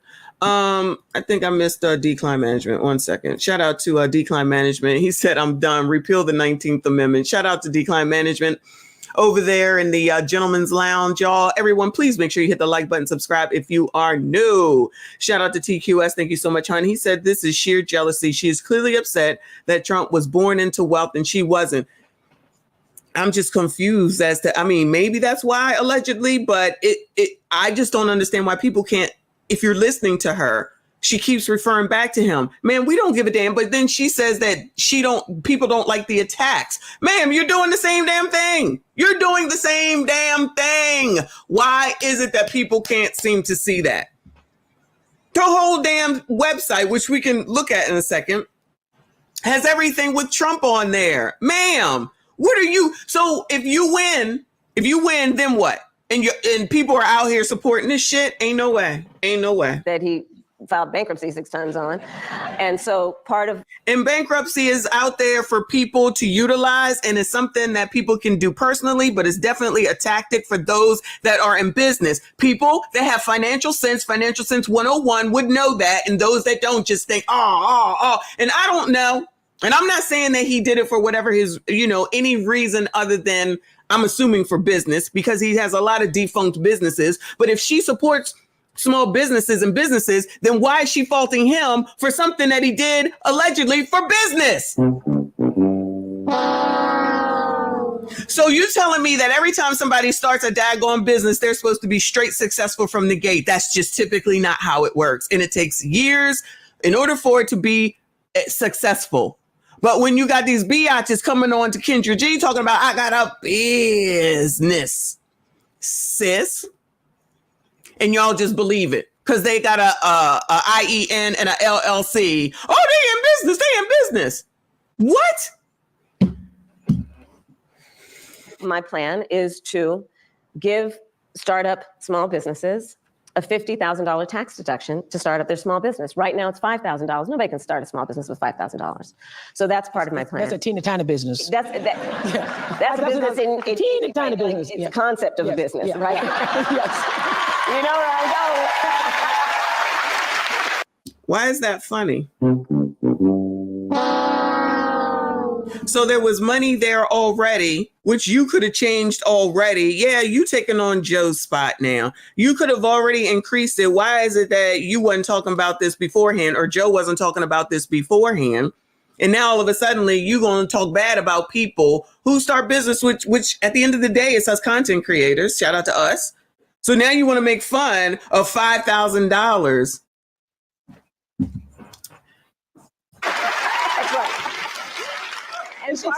So you got Tracy Ellis Ross over here who was hanging out with Diddy at his Diddy parties, but you know, she a millionaire too. Who's she gonna leave her stuff to? It just hasn't happened, right? Part of to speak to you guys and your family and your dreams is what we need to do around giving middle-class families tax breaks. And so part of my plan is also to extend and expand the child tax credit to $6,000 so that you can, in the first year of your child's life, have the resources to be able to buy a crib and a car seat and clothes. If you need the government to help you pay for your cribs and your car seats, then your ass don't need to be having no damn kids.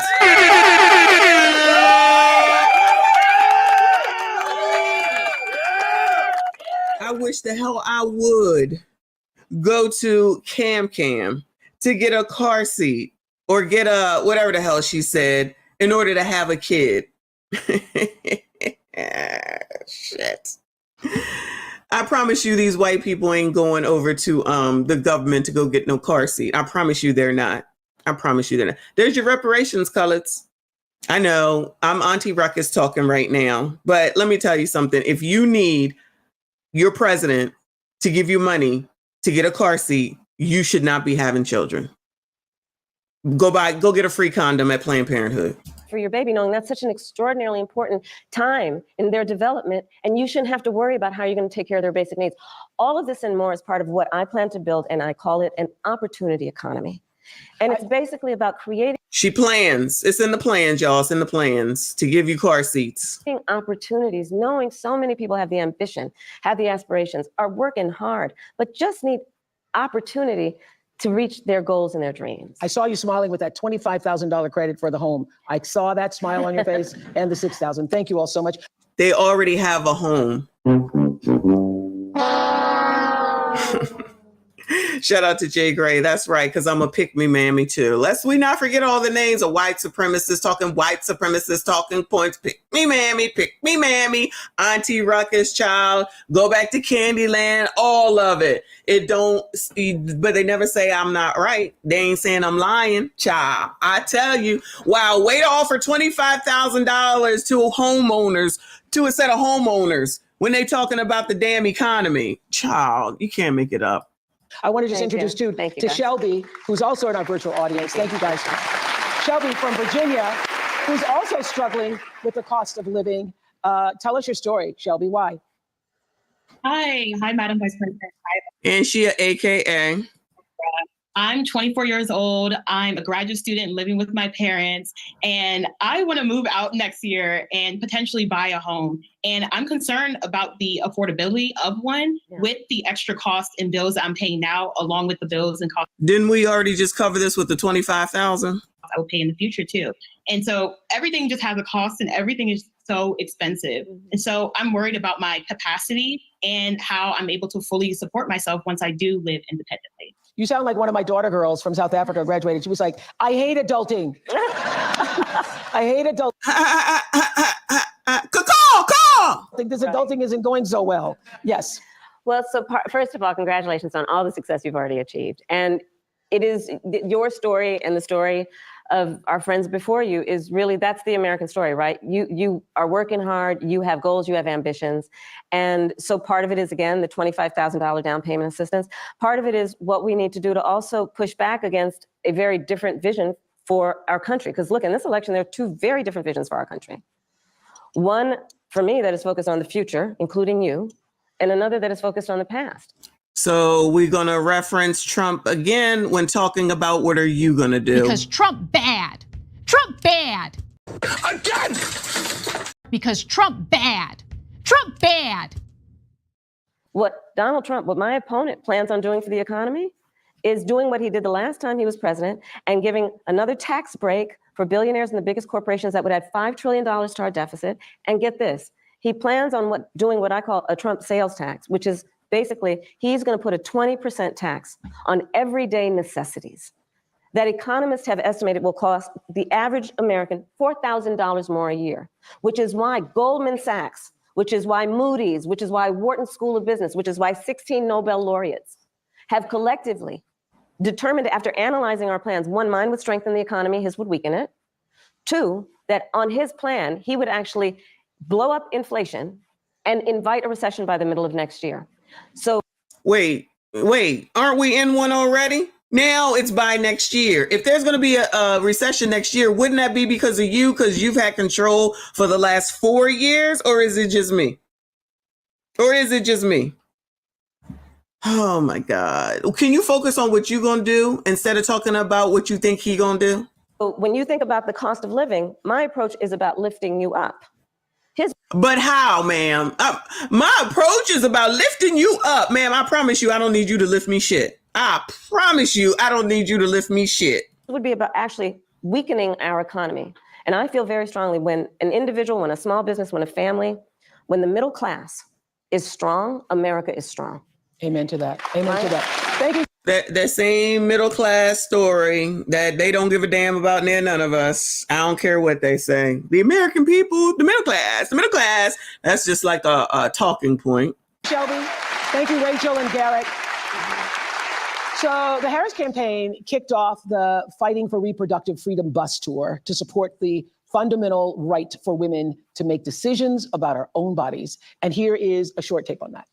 They love saying making decisions about our own bodies. Who the hell is telling any of you biatches that you cannot make decisions for your own bodies. And shout out to Amala from the video from yesterday to show and prove that that story of that woman who allegedly couldn't get an AB was a lie from the pit of hell on what happened. But since it was mentioned, of course, it came up in my feed. And I saw the story that you coloreds are running with that narrative that it's because of Trump and because of AB laws in Georgia that that woman died. And that is not even the daggone truth. Whoever said earlier, I forget who it was, that people need to do more reading and stop listening to other people. You definitely need to do more damn reading. I did something that nobody thought was possible. I got rid of Roe v. Wade. After Roe v. Wade was overturned, Tennessee put forth a ban, and immediately that banned all abortion with no exceptions. Abortion bans are not pro-life. They are pro-poverty and pro-inequality. It's been over 2 years since a 5-4 ruling by the Supreme Court ended Roe versus Wade, the landmark case that provided nearly 50 years of abortion rights across the United States. Since then, abortions have been banned in over a dozen states. Many women and doctors say the limits on reproductive rights have forced them into unimaginable situations. These policies do not reflect evidence-based medical practice. They do not keep my patients safe. According to the gender equity policy, women who live in states where abortion is banned are up to... Dr. G, oh my God. Oh my God, Dr. G. Dr. G, oh my God. First of all, happy effing birthday to you. But child, it feels like it's my damn birthday. Like Anton says, shout out to my rich friends. Thank you so much.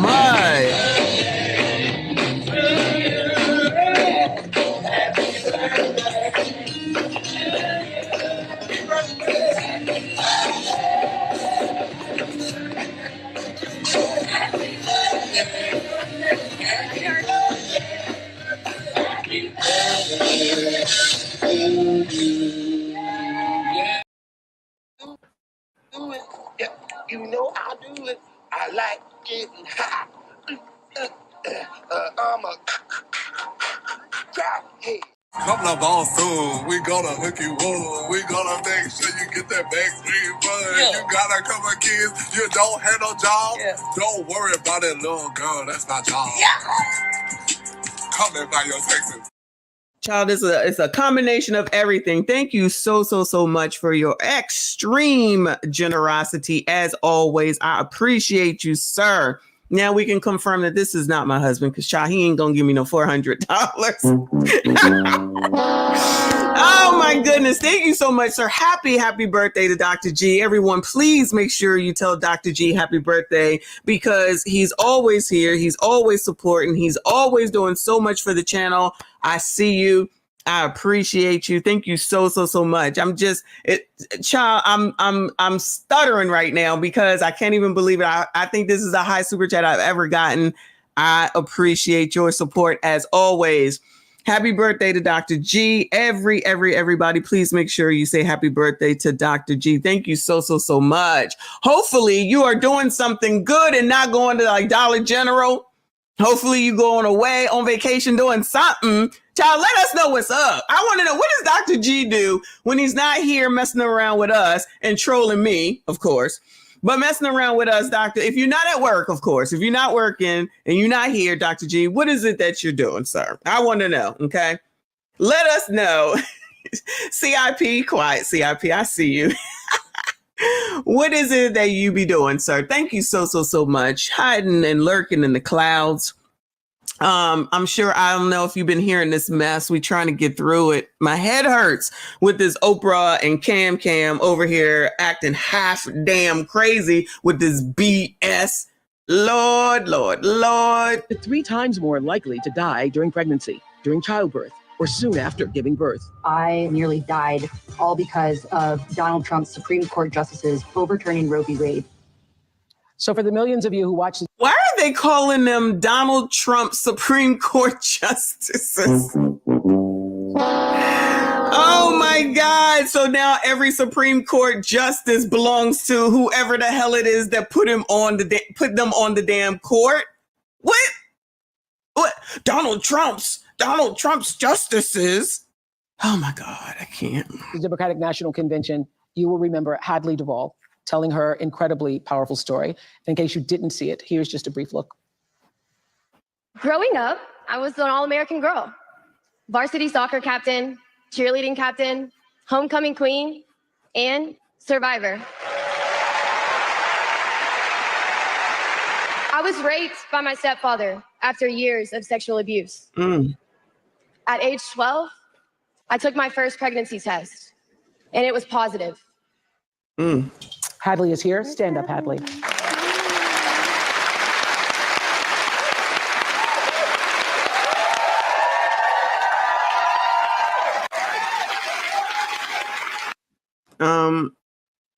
What in the world? Child.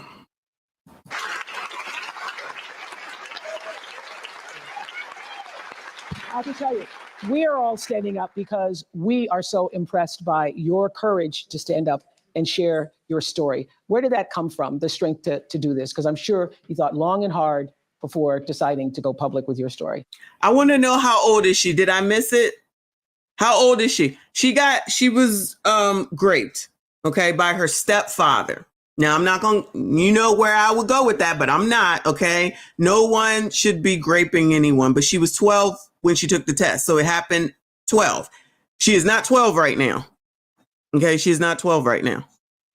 So I want to know how old she is and how we're going to spin this to be Donald Trump's fault. She looks like she's probably 20 at minimum. So what is that, 8 years ago, maybe? Maybe, let's say it's, 12. She looks a little older than 20, but let's give her 8 years, okay? When Roe v. Wade was overturned, thanks everybody, I woke up with a harsh reality of my abuse was over, but my story is not. And I just could not fathom thinking about the other Hadleys out there that don't have that choice, that don't have somebody to go to. Okay, so when this happened to her, this is not what happened now. So this is before Donald Trump when this happened to her. And it shouldn't have happened to her. It shouldn't have happened to her. Okay? Let's make sure that I say that a million times because, people don't listen. It shouldn't have happened to her. So I guess she wants to speak about her story because now, the time that someone I'm trying to be gentle for YouTube right now. The time that there may be a grape, please be mindful of what you write in the chat and redact, please, of grape. Now you don't have the choice to get an AB. This is what she wants to try to push now. And I mean this whole show, not even just this young lady, right? So now you can't because of Donald Trump. So you can make your way to Turkey to get a BBL. You can make your way to Miami for the weekend. You can make your way to the, the NBA All-Star. You can make your way to Dubai. You can make your way to Europe and Africa. You can make your way to all those places. But now you cannot make it to a state where you can go and get your AB. And it's all Donald Trump's fault yet again. This is the stretch that we're about to, allegedly, that we're about to hear right now because Trump bad. Trump bad. Again! Because Trump bad. Trump bad. So being able to find courage and be the light for them, that's really what I do it for.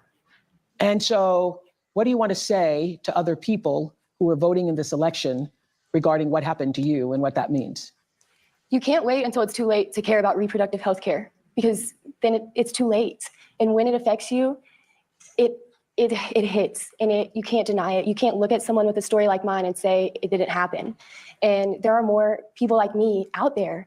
And there are going to be so many more who deserve their options. They deserve their choices. Let's get involved. We have someone who's willing to hear us at a level like never before. We have someone who wants to know what we want in this country. We have someone who wants to lift up our voice. And we need to show out and show up for her just like she's showing out and showing up for us. All right. There's something you wanted to say to Madam Vice President. Madam Vice President, I just want to say thank you. Thank you for seeing us, for hearing us when the Supreme Court won't. Thank you for fighting and, really showing us that life is not about the hard things that you go through. You don't bow down, even when you're the underdog, especially when you're the underdog. Right. You stand up and you stand tall, and you give me so much hope and so much strength. And thank you. Thank you, Hadley, for coming all this way. I hope you continue to use your voice. I hope you continue that. This week. Yes, whatever this child's name is, make sure you continue to use your voice because, again, let me be careful, because Roe v. Wade is the important thing to be concerned with regard to this damn election. And it's great that you have Cam out here to listen to you. This is appealing to women again. Let's appeal to women again. Let's make sure we talk to the women's and get on your emotional side so that you can come vote for Cam so that she can continue to say that Donald Trump's Supreme Court, his justices pick. And even though she can't pick anybody, who's she gonna pick? Like, if she becomes president, who's she gonna pick? Ain't none of them giving up them damn seats. Ain't none of them giving up them damn seats. So she ain't gonna be able to change it, but keep saying that that's what they are and that's who they are, right? Always trying to appeal to people's emotions. Guess what? Like I said before, you can get your Roe v. Wades. And if you don't like what your state has to offer, then go to your state people. You should be taking your concerns to your state people right now and seeing what the hell they're going to do to change what's going on. Just like what we saw in Georgia. The woman was no longer pregnant because she already had her daggone AB done in a different state. So she was able to go get it done. Rest in peace to that woman. She should still be here. But it's more about negligence on the part of, I guess, the hospital maybe, but not because of anything having to do with AB. Lies, right? But nobody gonna look into that. Just go along with the narrative, child. As long as long as you keep saying Trump's name, that's all that matters. Because Trump bad. Trump bad. And you Negroes are going to go ahead and keep falling for this mess. Shout out to TQS. Thank you so much. He said Roe v. Wade was overruled in 2022. Trump was out of office in January 20th, 2021. Wait a minute. We watched that. You're absolutely right. We did watch that. Hold on a second. Let me go to Google because Google is our friend. Whoops. I could type.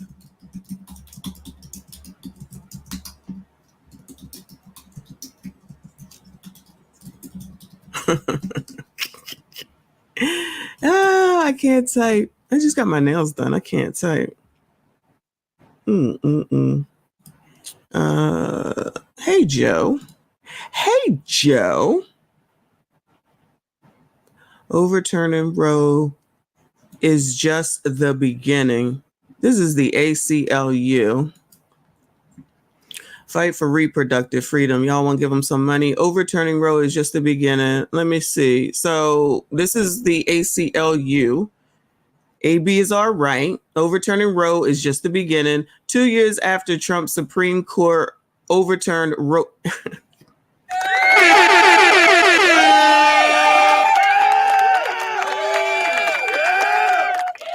Shout out to TQS. Okay. 2 years after Trump's Supreme Court overturned Roe v. Wade, the ACLU examines how a second Trump administration would further imperil AB access and reproductive rights nationwide. Wow. So 2 years ago is 2022? This one says today marks, which was January 24th. We watched that too, child. We've been watching some shit. We've been watching some shit around here, y'all. Today marks 2 years since Roe v. Wade was overturned, wiping out federal protections for AB rights. This decision was a direct result of Donald Trump's actions. In 2016, during his presidential campaign, he vowed to appoint Supreme Court justices who would overturn Roe. Over the course of his presidency, he did just that, appointing 3 Supreme Court justices who later voted to reverse decades of protections for AB rights.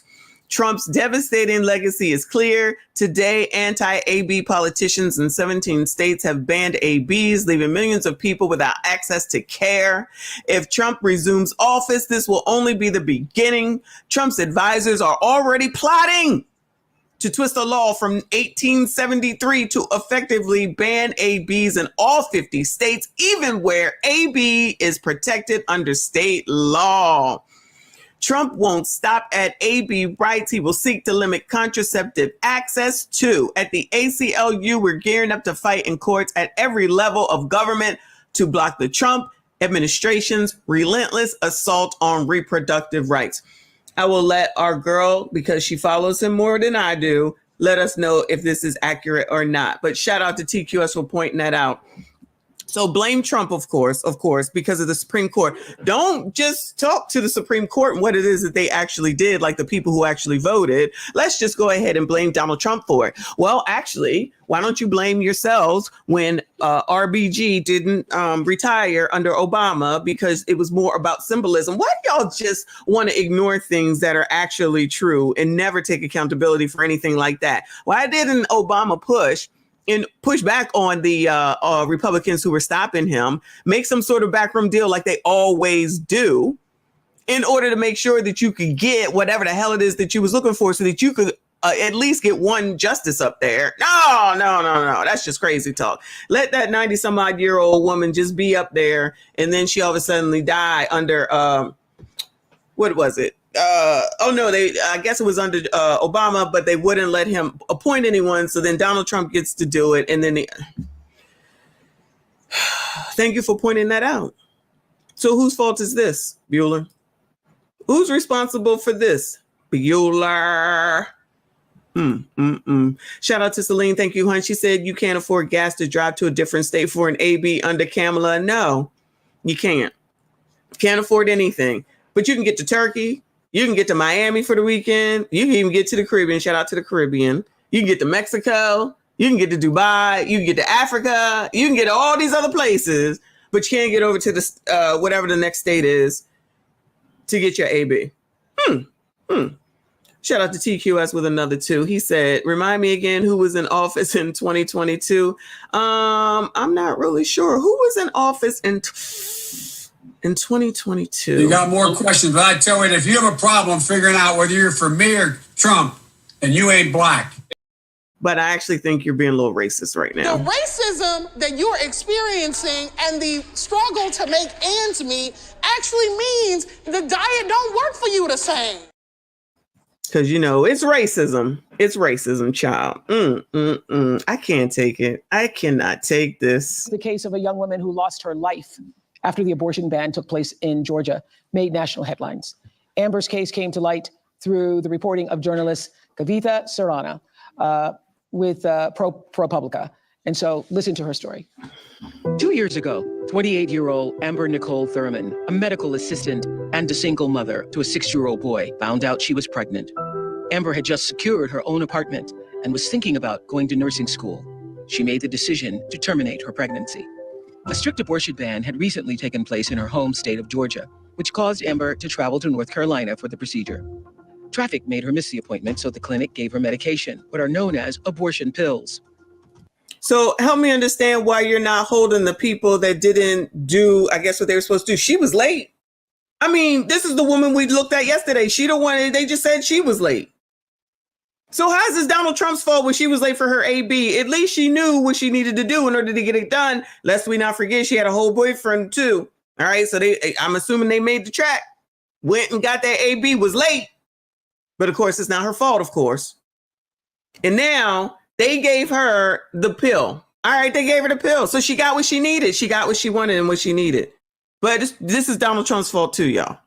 Once back home, Amber experienced profuse bleeding, vomiting, severe pain. She eventually passed out. Her boyfriend called for an ambulance. At the Georgia hospital, Amber's condition deteriorated quickly. In a rare occurrence, it was discovered her body had not expelled all the fetal tissue and an infection was spreading. Official Georgia state medical expert. So that's the DNC that Amala was talking about. That's what it's called. You don't even have to have had a AB in order to need a DNC. You just need to be cleaned out from whatever. And so they didn't know, probably. No offense, gentlemen, okay? So if the boyfriend took her because she was passed out, I'm not saying that y'all don't be knowing, but it's not like y'all maybe explained everything appropriately. You got to tell the doctors everything, all right? You got to tell them everything. Maybe he didn't explain it properly, because it would be like, we just came from North Carolina to get an AB. She was pregnant, and then she took the Plan B. Now she's been sick. She's been sweating. She passed out. Now we brought her in here. You need to do something. They need all the information. All right. Again, I don't know what this has to do with Donald Trump. It's the Supreme Court that made the decision. You know, the other justices that are on the Supreme Court, they were appointed by somebody, some other presidents. Obama was one. I'm sure Clinton was someone else. They came to the decision. They voted. They said no Roe v. Wade. All right. They said no Roe v. Wade. You go to your state for that. Did the people go to their state for that? Did they go and say, all right, in Georgia, we want to change this. Let's go see whoever the hell you need to see down there. Child, go get, how come Stacey Abrams ain't doing this for y'all, child? Maybe she's only in Atlanta. I don't know what the makeup is, how it works down there. But we just want to associate all this to Donald damn Trump. All of it. That's supposed to make somebody want to vote for you because all you want to say is it's Donald Trump's fault. I'm going to need somebody that has something else to say besides just saying, like, what's her name is saying, that Trump is bad. Because Trump bad. Trump bad. Analysis of her case says Amber should have received a life-saving DNC, but doctors waited 20 hours before deciding to take her to surgery. Amber's blood pressure had taken a dive, her organs had started failing. In the operating room, her heart stopped. On the way to surgery, Amber's last words to her mother were, "Promise me you'll take care of my son." Amber's mother, Shanette, and older sister, CJ, and Andrika are here. And they wanted to be here tonight to speak out for the first time. Ms. Shanette, what do you want us to know about Amber's story? Initially, I did not want the public to know my pain. I wanted to go through in silence, but I realized that it was selfish. I want y'all to know Amber was not a statistic. She was loved by a family, a strong family. And we would have done whatever to get my baby, our baby, the help that she needed. When ProPublica came to my home, I pushed them away. No, but Kavithia, she was persistent. What the hell is ProPublica? Hold on. ProPublica. Investigative journalism. So people wanted to come and so what's this girl's name? Y'all. So here is the ProPublica site. I guess they wanted to capture this story. This is wait, is that her? No, this is Candy Miller. But it's about Georgia. Afraid to see care amid Georgia's AB ban, she stayed at home and died. Candy Miller's family said she didn't visit a doctor due to the current legislation on pregnancies and ABs. Maternal health experts deemed her death preventable and blamed Georgia's AB ban.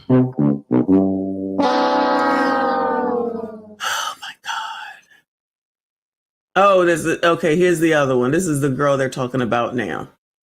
They say this mother's death was preventable. But like Dr. G said, is anybody talking about how long she waited before she went and what the boyfriend had to say? Again, no offense, but, you know, you got to explain everything. Oh, I hate. Shout out to TQS saying emotional politics. That's exactly what it is. That's exactly what it is. Child. Rest in peace to all these people, that Amber and the other girl, okay? But to try to package this up and say that this is Donald Trump's fault is absolutely disgusting to me. It's disgusting. One has nothing to do with the other. But they want to play on women. Again, it's always about women, emotions, and how they feel. And listening to stuff about somebody telling you what to do with your body. Always that. He said, it was something that you needed to know. You have to hear me. Women around the world, people around the world need to know that this was preventable. 2 years later. It was preventable, but I won't say how I think it could have been preventable because then that would, you know, upset some people. Later. After speaking with my daughters, because I lost strength, I lost hope.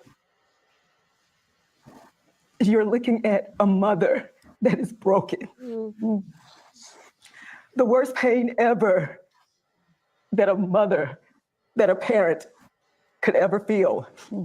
Her father and myself and the family, you're looking at it.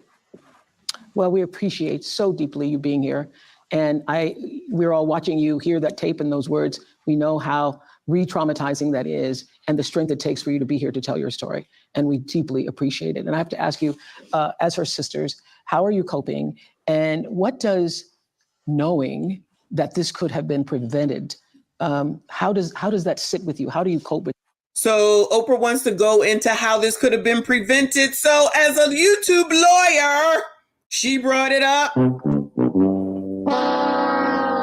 As a YouTube lawyer, she brought it up. Okay. How could this have been prevented? Birth control.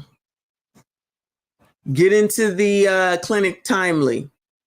And allegedly, get into the hospital sooner rather than later, especially knowing that you just had, I'm going to consider it major surgery. Well, I guess it wasn't surgery because she took the pill. Okay.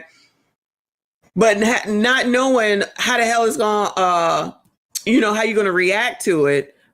Maybe should have went to the hospital, the doctor sooner. Allegedly. Oprah opened it up. Because I wasn't going to say it. But come on, sis. With that on a daily basis. I mean, it's heartbreaking. That was my baby sister.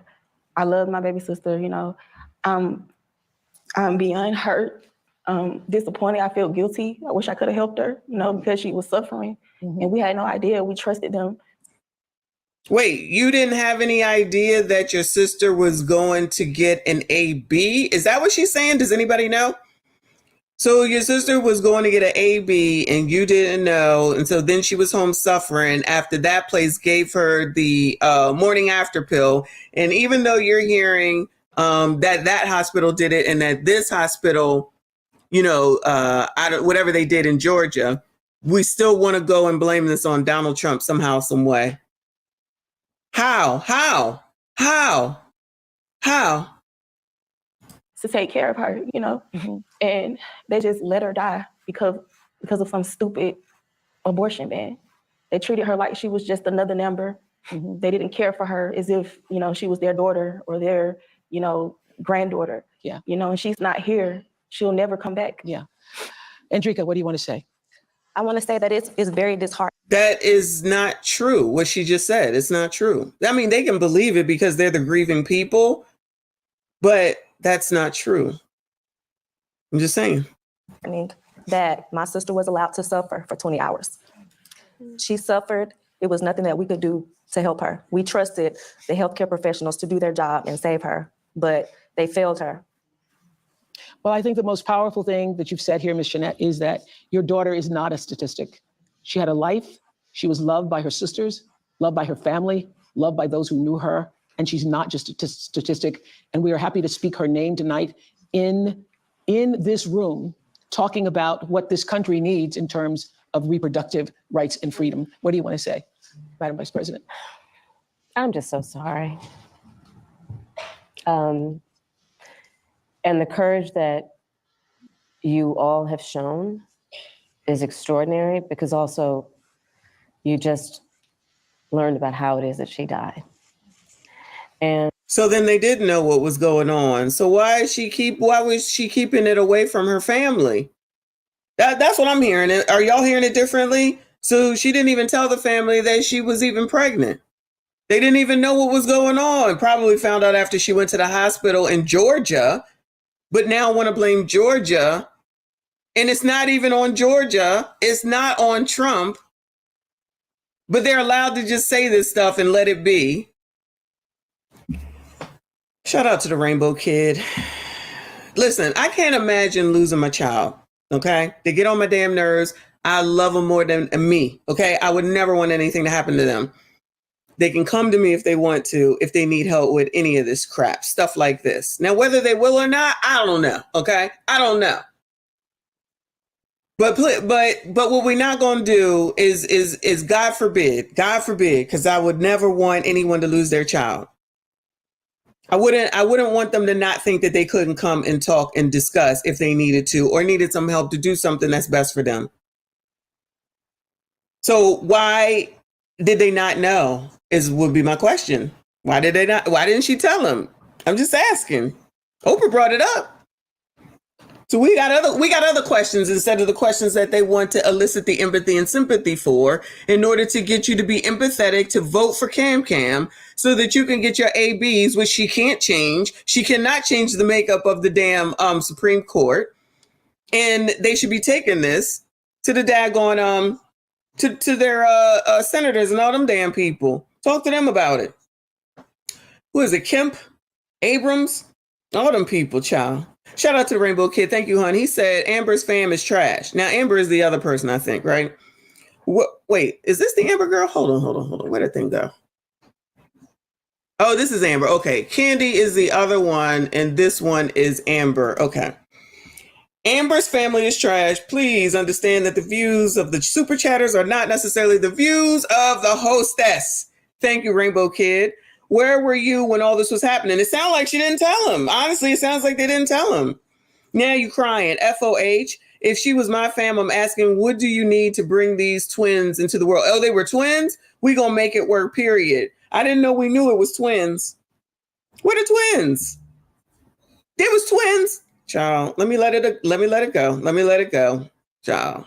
They already gonna be mad at this daggone video because how dare you question a woman? How dare you question a black woman? And how dare you support Donald Trump even though I don't?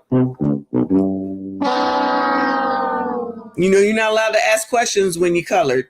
Thank you so much, Rainbow Kid. I appreciate you. Shout out to TQS. Thank you, honey. He said, where is the father? I'll wait. Which father? The father of Amber's children or the father of Amber? I digress. Any father. Because it's a room full of women playing on the feelings and emotions of women. That's what it is. Decline Management said twins. She knew it was wow. I agree with Rose. If there's an issue here, it sounds like medical malpractice. Exactly. And then it's going to turn into racism because, you know, black women are not cared for the same as white women are. I promise you that will be next. Allegedly. Wow. I didn't even know that, y'all. I didn't hear it, I guess. Shout out to y'all for letting me know it was twins. Maybe they weren't in a financial position in order to bring twins in, but I ain't even going to say it, y'all. Let me let it go. And they just recently learned. Yes. How? Yeah. And Amber's mom shared with me that the word over and over again in her mind is preventable. Yeah. Oh, Kamala brought it up. So let's go ahead and talk about it. Preventable meaning birth control. Preventable meaning the pill, the condoms, or anything like that. You don't know. She could have used contraceptives and it didn't work. You're right, she could have. But that don't mean that we're not going to bring it up because y'all act like Planned Parenthood doesn't have, you know, your favorite place, Planned Parenthood, doesn't have condoms for free. And I'm pretty sure if you wanted to get on anything else, they probably do all that for free. But the only thing that people seem to know that Planned Parenthood does is ABs, and that's all you want. So y'all out here not worrying about the economy at the end of the day, not worrying about the illegals, not worrying about your jobs. You're worrying about getting ABs for the most part can be something that you use in order to prevent getting pregnant. Nobody ever seems to want to talk about that. We used to talk about that too, child. We be talking about shit over here. That word keeps coming to her. Mm-hmm. And this story is a story that is sadly not the only story of what has been happening since these bans have taken place. And, you know, so. Then say it's the Supreme Court. It's the Supreme Court. They ruled, they made the decision, but that's not what y'all want to say. Just to step back in terms of how we got here. The former president chose 3 members of the United States Supreme Court with the. Oh, no.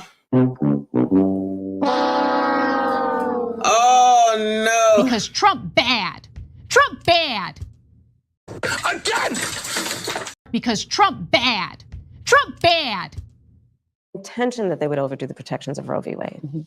And they did as he intended, and in state after state, including yours, these abortion bans have been passed that criminalize healthcare providers. In a couple of states, prison for life, Oprah. Prison for life in a couple of states for a doctor or a nurse who provides healthcare. And so it seems very apparent. Even when the mother's life is in danger. See, here's the problem with that. Here's the problem with that. So is she on death's door before you actually decide to give her help?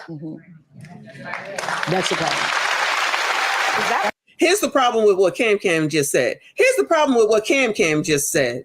How soon are you going to the doctor? Because let's go ahead and tell some truths, Black people. Shout out to everybody that's here. Black people don't be going nowhere until it's at the last damn minute enough of the times.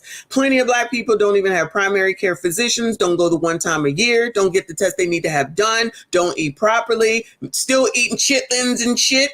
Still having high fructose syrup and all the crap that makes us then get high blood pressure, diabetes, and every damn thing else that we suffer from. And then you want to blame doctors for that.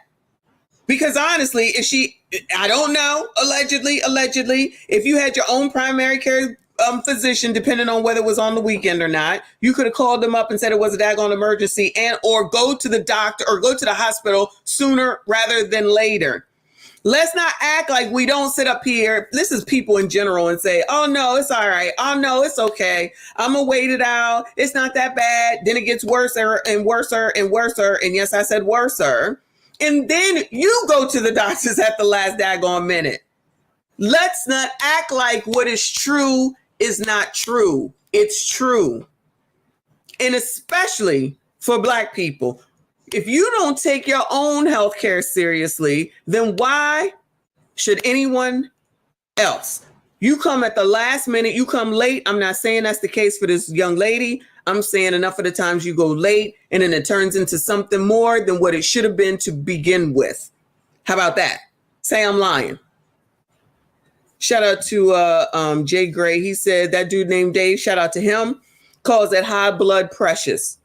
We gonna act like that's not true, and then you want to blame it on the damn racism, and then believe in that shit when that is not what it is more times than not. So we always just gonna run with this 1% of something as the norm and ignore the 99% of what is true to feed your racism story. The racism that you're experiencing and the struggle to make ends meet actually means the diet don't work for you the same. And believe in shit like that. Because of racism, your ass can't lose weight. Because of racism, that person can't lose weight. Any excuse is better than none. Any excuse is better than none. But y'all vote Kamala in there. Vote her ass in there. Vote her ass in there. And God willing, for me to be here and all of us to be here and YouTube to allow me to be here. And when she turns around and doesn't do a GD thing for your ass and y'all over here complaining, we're going to be talking about it.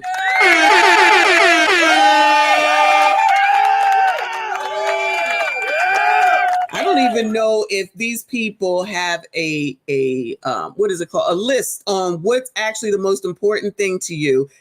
Not these people, I'm talking about voters, have a list of what the hell it is that's your most important thing on what it is that you're looking for the person that you want to be president.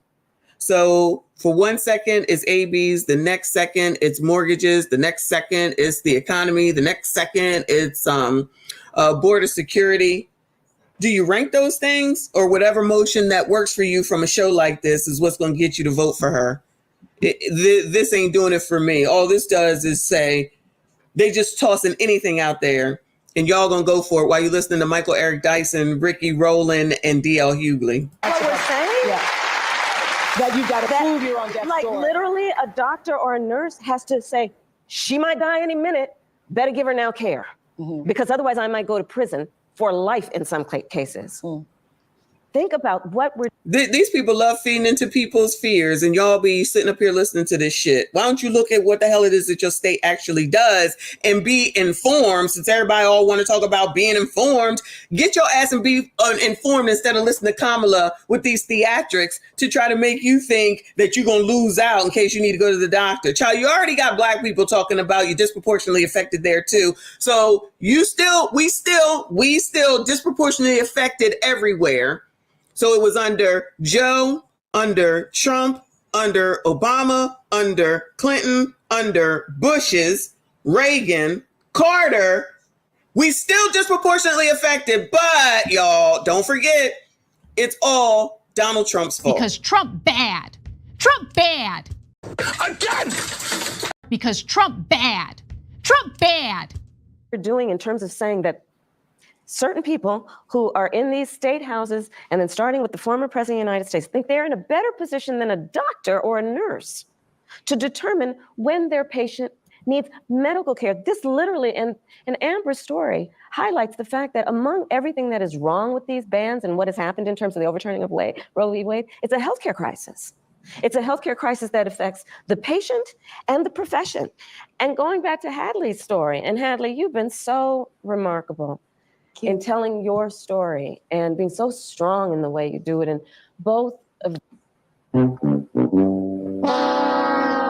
Is this racism right now? Is this racism right now? Now we back to the white girl, and we're going to talk about how wonderful she did and telling your story, and you the best, you the best, you the best. Girl, you over here talking about the black people. Now you want to take it back over to the white girl? These stories really, I mean, the courage for it out of pain, for you to tell these stories to help other people is just extraordinary. And Hadley, you've been so remarkable. You know, Oprah, I don't know if you know this, but when I was in high school,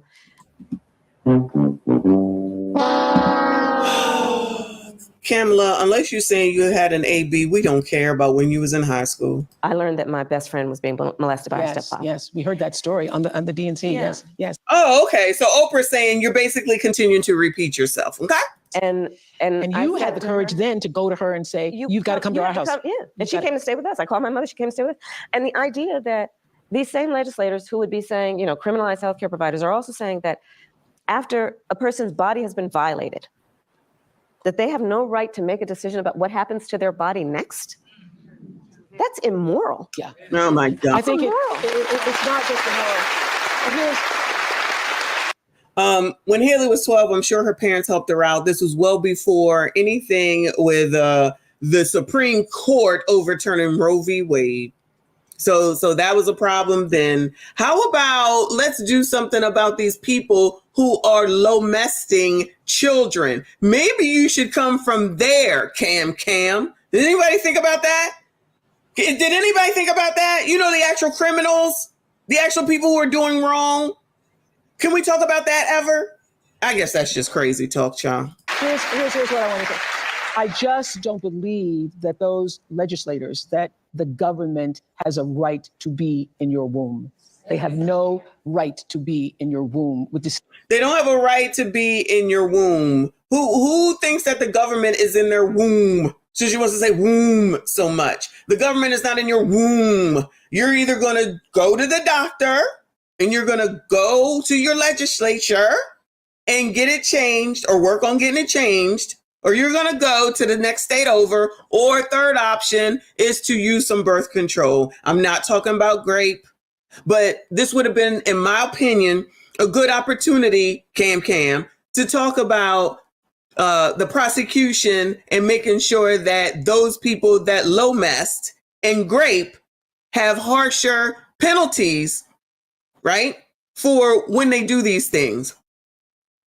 I know that's... Did we talk about crime? I feel like we haven't. Decisions about your womb. And one does not have to abandon their faith. Right. Or deeply held beliefs to agree the government should not be telling her what to do. So the government shouldn't be telling you what to do with as ABs are concerned and your wombs and your bodies, but the government can give you food stamps, Section 8, 25K, 50K, 6K, child, whatever else. That's okay. So is it just me? Is it just me? You're saying two different things at the same damn time. But Donald Trump gave you $1,200 and y'all think, I'm gonna vote for Trump. I'm gonna vote for Trump. He gave me $1,200. Ninjas. I'm gonna vote for Trump. He gave me $1,200. This is all a bunch of bullshit. All this is like a damn scripted TV damn show right now. This is all bullshit. And if you... If she chooses... I might need a drink. She will talk with her priest, her pastor, her rabbi, her imam, but not the government. telling her what's in her best interest. Well, this is a long healing process for this family.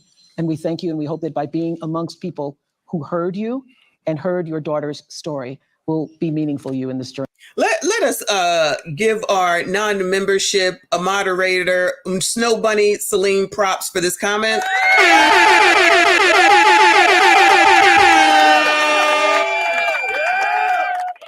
Let's not miss this comment right here.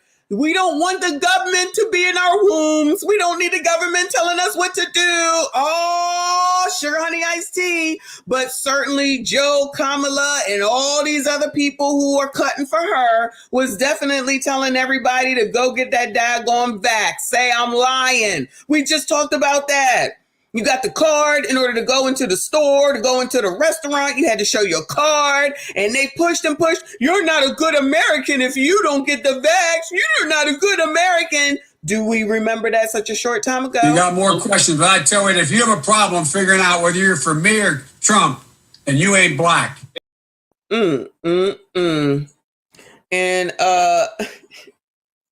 And also, shout out to the Rainbow Kid. 2 women who don't have kids on stage talking. Exactly. You ain't call on me because I tell you, this is some bullshit. Y'all talking bullshit, but don't nobody want to hear no reality. They only hear what they want to hear. A room full of people that only want to hear what they want to hear. No contradiction, no opposing opinion, nothing. Just whatever's going to work to get her in there. Get her in there, child. Y'all get her on in there. We'll be right here to talk about your whining ways when she get on in there, specifically you coloreds. Journey to healing. Thank you so much for being here. Okay, I want to also, thank you. I want to hear from Star Walker, who is a campaign engagement organizer in Milwaukee, one of my hometowns, Milwaukee. Hi, Star. What's going on in Wisconsin? Hi, Oprah. Hi, Madam Vice President. We are fired up here in Wisconsin. I'm an engagement organizer, so I work with people within their personal networks, as friends, family, teammates. Yeah, and by empowering people to leverage their relationships, we amplify their voices and deliver progress. We're fired up, but we also know it's a razor-thin race. So just like in 2020, this is going to be won by a field margin. It's on us to roll up our sleeves. Oh, is it a razor-thin race? Because on that last show that I was watching, they said that Cam was winning, child. She had the edge. What happened? And do the work. Let's make phone calls and knock on doors. Go to go.kamalaharris.com to join this people-powered movement. That way, when we look back, we won't just be remembering how we felt, we'll be remembering what we did. Woo! I love that. I love that. No, I love that. That's a big takeaway because we're all feeling really good right now. But what really matters is what are we going to do? What are we going to do? Thank you so much, Star. I see somebody else on the screen, Julia Roberts. Hi, Julia. Hi. Hi. I heard you were so excited you wanted to be here tonight. Why? Well, first of all, Oprah, thank you for hosting this, because I guess if I started a voting club, it would be conversationalists for Kamala. Yes. Because to talk, to listen, to be heard, to have this back and forth is so unique in this campaign to beautiful, wonderful Kamala Harris, who I've had the good fortune of knowing for many years. And I am a mother of 2 kids. This is their first chance to vote in an election, and I couldn't be more. Child, Julia, you're a great actress, child, but I don't want to hear this. And Tracy Ellis Ross, tell us about them Diddy parties, child. Hi, Oprah. How you doing? Yeah, you see how all these people are friends and cool with each other. Millionaire upon millionaire upon millionaire. Where Taraji at? Freedom, bodily autonomy, women leading. I believe in decency. The idea of leading with joy and kindness has always been in my DNA. And I'm here both for the seriousness of this election, but the joy with which it is being handled. It is stunning. And then I also really want to remind everybody, it hasn't been mentioned, but voting up and down the ballot is incredible. Your freedom and your daily life are all the way up and down that ballot. People are policies, and we need the right people in all areas, all positions. And then I would like to say to you 2 women, thank you for what you represent, because as a 52-year-old childless woman, I want to say to the people who think that a woman...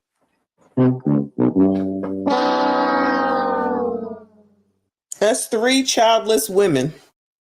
I have children. How come you ain't have me on there? I got kids. Oh yeah, I'm not a millionaire. Woman's worth is measured in her baby count. I mean, shout out to all the amazing mothers, but the childless women have been mothering the world and elevating culture as God. I promise you, none of y'all are mothering the damn world. Just don't make me not like you, Tracy Ellis Ross, child. Please don't. Please don't.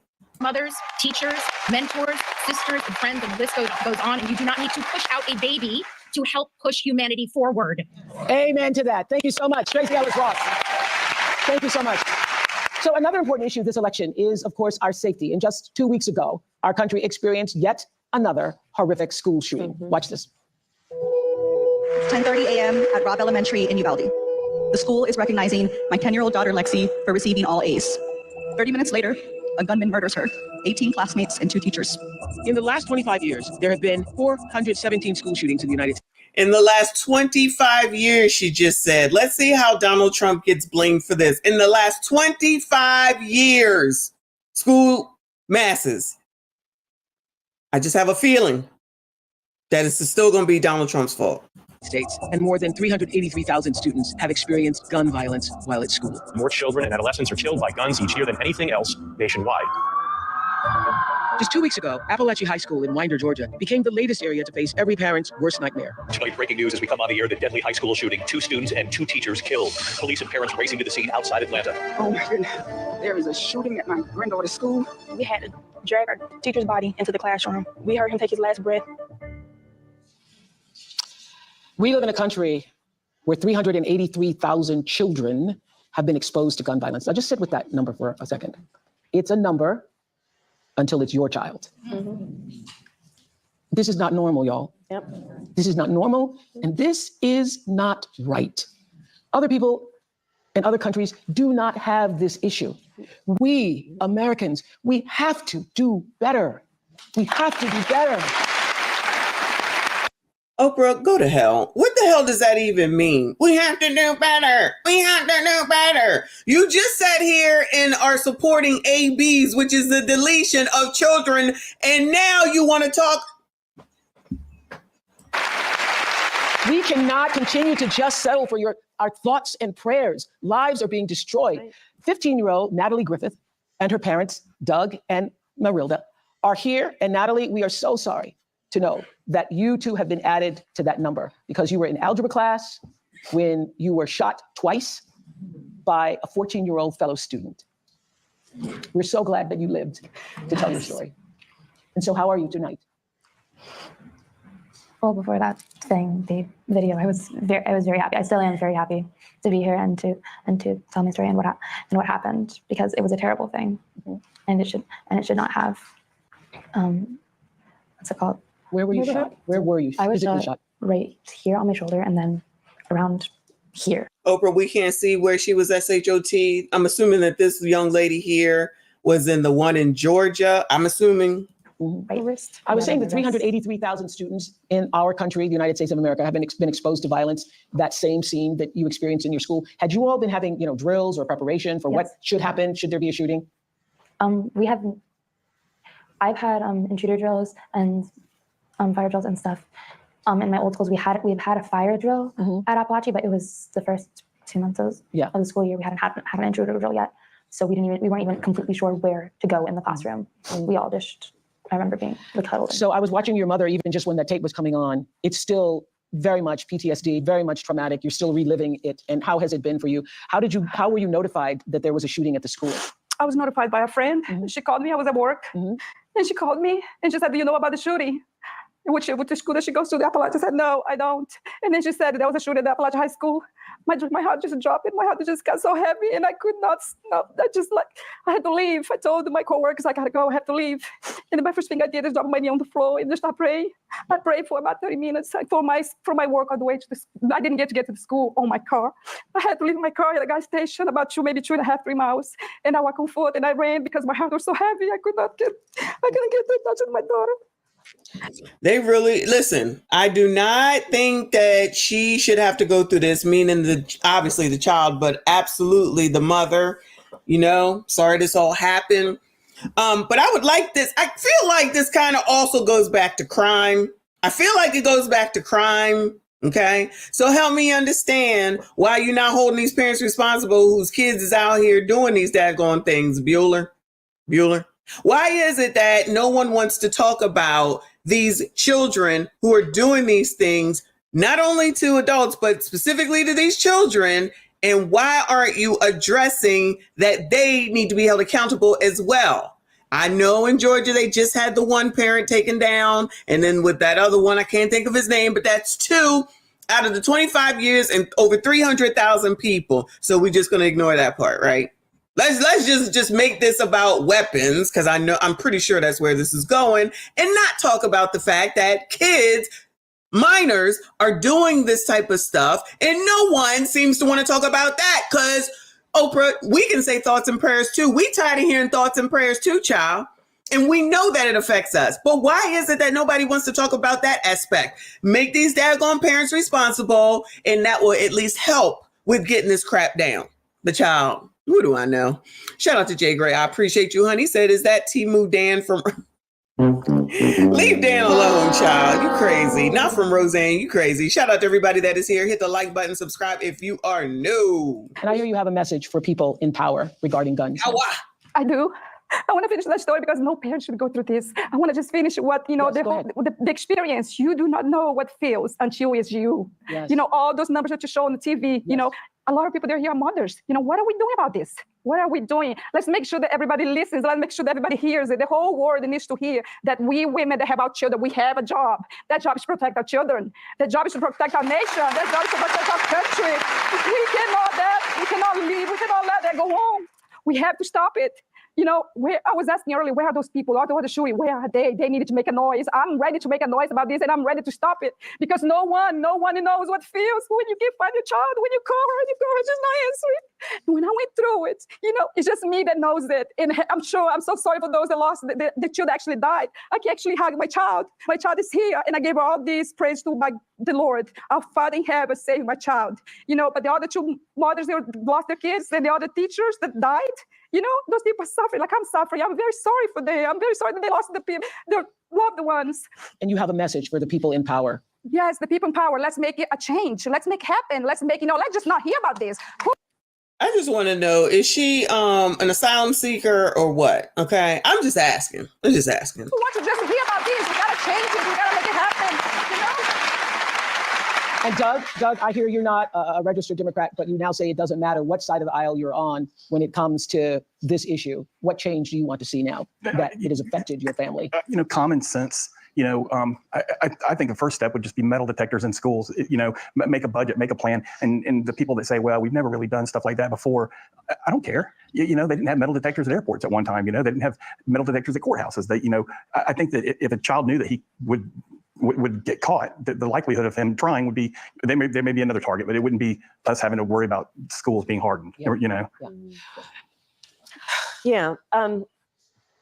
I think that Doug has said it so eloquently, which is we just need to apply common sense.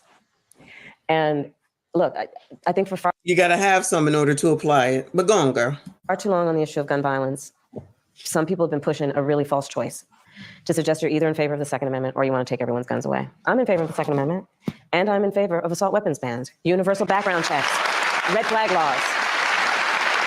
And these are just common sense. These are just common sense. I thought it was so powerful at the convention when you said you have guns. No, at the debate. I'm a gun owner. Tim Walz is a gun. I did not know that. If somebody breaks in my house again. That's an ignorant thing to say, Oprah. One, why do you need to know that? And second of all, she's basically playing into like a stereotype, like you niggas don't have weapons. Like, we gonna sit up here and act like niggas don't have weapons? I'm not talking about illegal stuff. I'm talking about legalize us who have legally gone and did what needed to be done when there were background checks, then when they looked at your whole damn background, all that stuff. So what are you talking about? You sound ignorant. What happened to the common sense part of this damn discussion? Child, please. In shot. Yes, I hear that. I hear that. Probably should not have said that. But my staff will deal with that later. Yeah.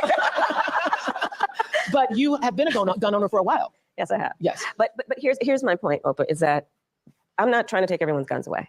I believe in the Second Amendment, but we have to agree that, look, I did last fall a college tour with college-age young people, so I also did trade schools, and packed audience every time in their auditorium, and I would ask, please raise your hand if at any point between kindergarten and 12th grade you had to endure an active shooter drill. Almost every hand went up. It was bone chilling. Yeah, this is the way our kids are living. Yeah. And think about it. I grew up, we had fire drills only. Well, I grew up in California, we also had earthquake drills, but the fact that our children are sitting in a classroom where they should be fulfilling their God-given potential and exploring the wonders of the world. And some part of their brain realizes somebody could bust through that classroom door with a weapon, with an assault weapon. And let's all agree that the trauma, so many children, even those who have not directly experienced the tragedy. Just being in the environment, I cannot tell you the number of young people. So yet again, I don't know what the point of this was, except for to play on y'all's heartstrings. Because I'm telling you, ever since that damn, honestly, 9/11, it was traumatic for me. And I don't trust people anyway. But, child, y'all certainly did make concessions for all that. So again, why are we not talking about prosecuting all these damn minors when they doing something? But as soon as Cassie goes off and leaves her man to go to Diddy, everybody got all the excuses in the world. What am I missing around here? You're gobbledygooking again, Cam. Can you say whatever the hell it is that you need to say and get to the damn point, child? Because I'm about done with this. We got about 15 more minutes, y'all. We gonna make 1 o'clock. People who, I mean, our kids had active shooter drills.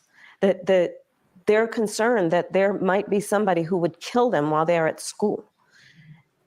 This is not the sign of a civil society. And it doesn't have to be this way. It does not have to be this way. But we need to have the courage to act. I mean, look, my opponent, when he was told and knew about a shooting of a young girl, you know what he said? Get over it. Get over it. Is that true? And why is she bringing up Donald fucking Trump again? Because Trump bad. Trump bad. Again! Because Trump bad. Trump bad.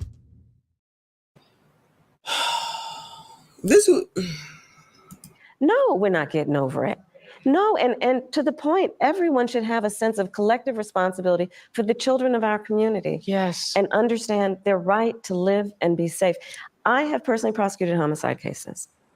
I know I've seen autopsies. I've seen what these weapons do to the human body. And we've got to agree that, in particular, when we're talking about something like an assault weapon, it's literally designed to be a tool of war. It has no place on the streets of a civil society. It's designed to kill a lot of human beings quickly.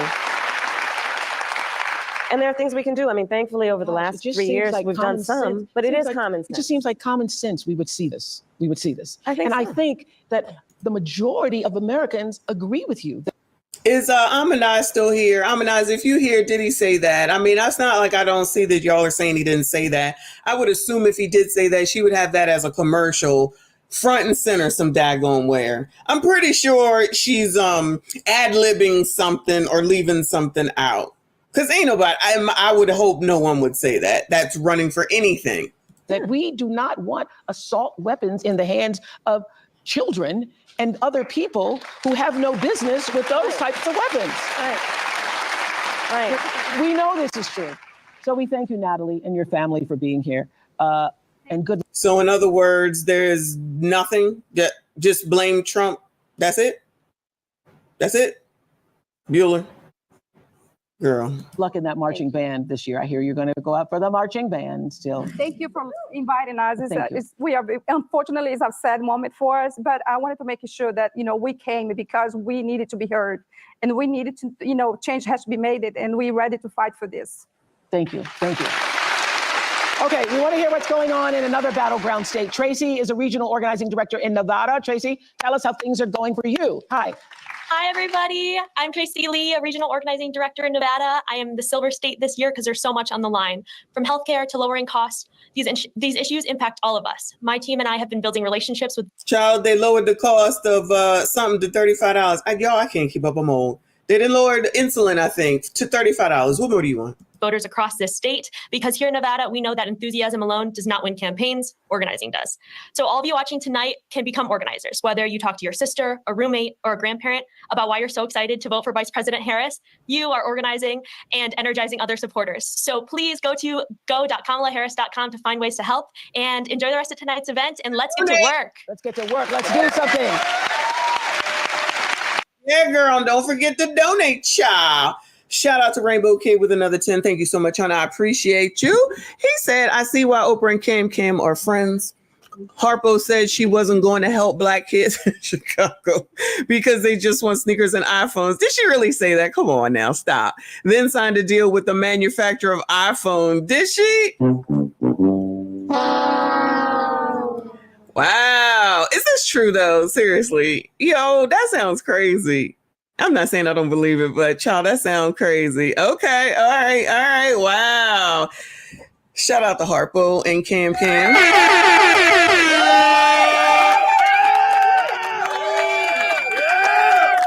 Doing the damn thing from way back when and up until now for your coloreds, child. I tell you, I don't know what more anybody wants. I just don't know what more anybody wants, child. She got everything under control. Answered. I don't know what that segment was for, except for to play on somebody's heartstrings or something. I really don't know what that segment was about. Meryl Streep, hello. You and I. Hi, Meryl Streep.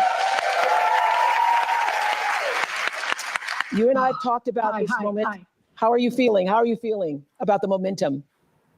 Oh man, this has been overwhelming to have the privilege to sit in and listen to the testimony of the people here. Hello, President Harris. Oh. Yeah.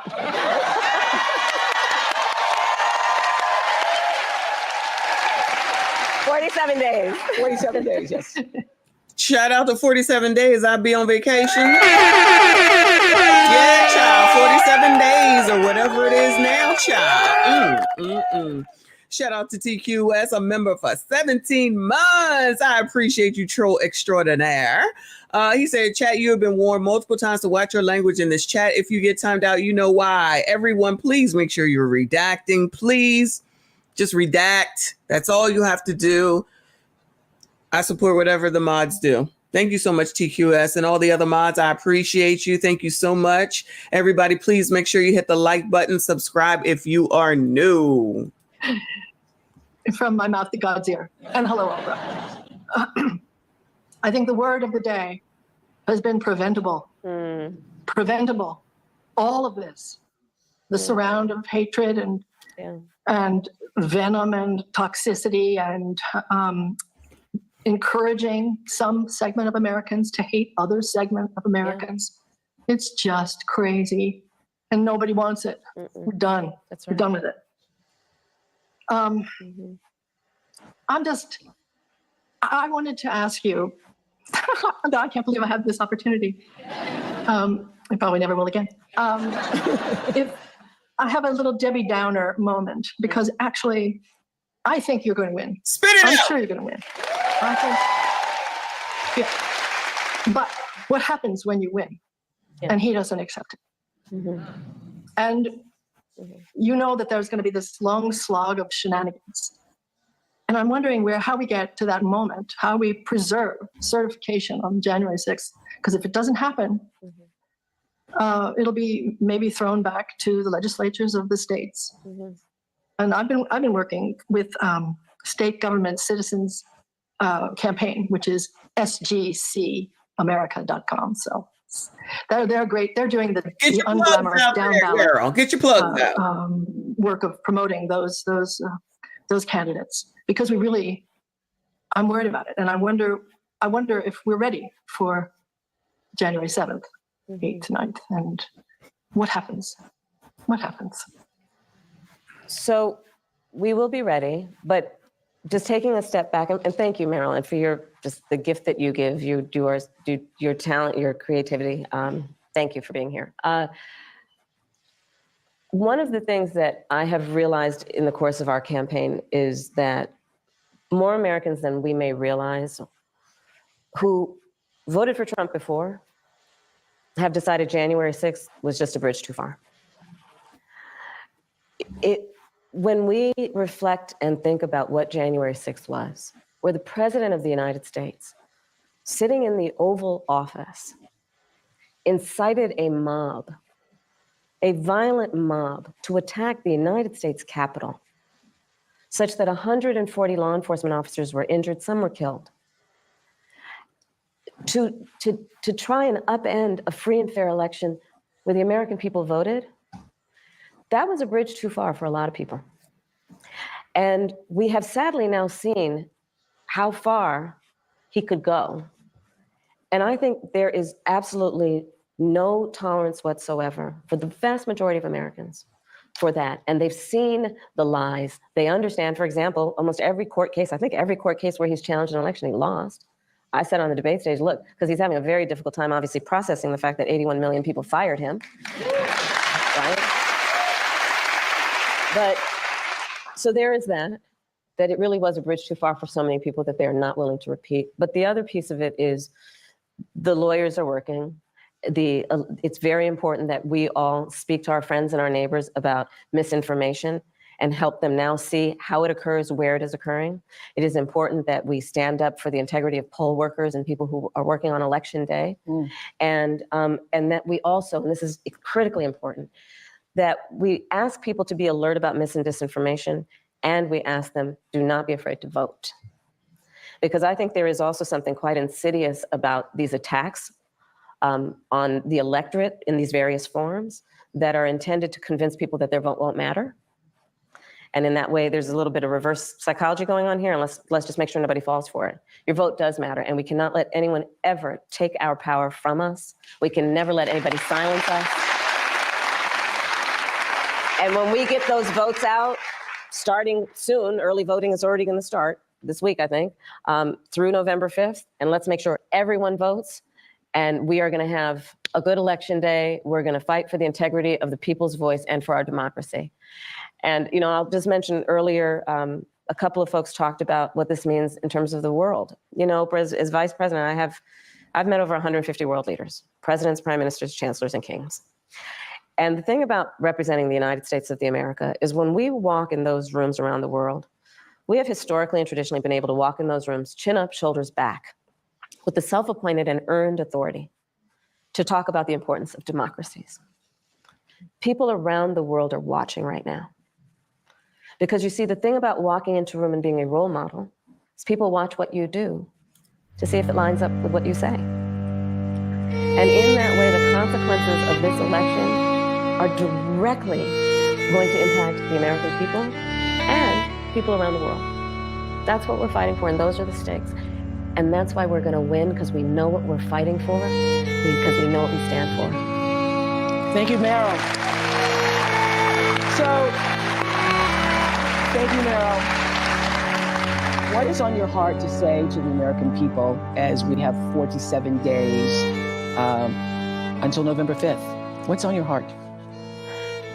To say to particularly those people who are still undecided or maybe indifferent or on the fence still.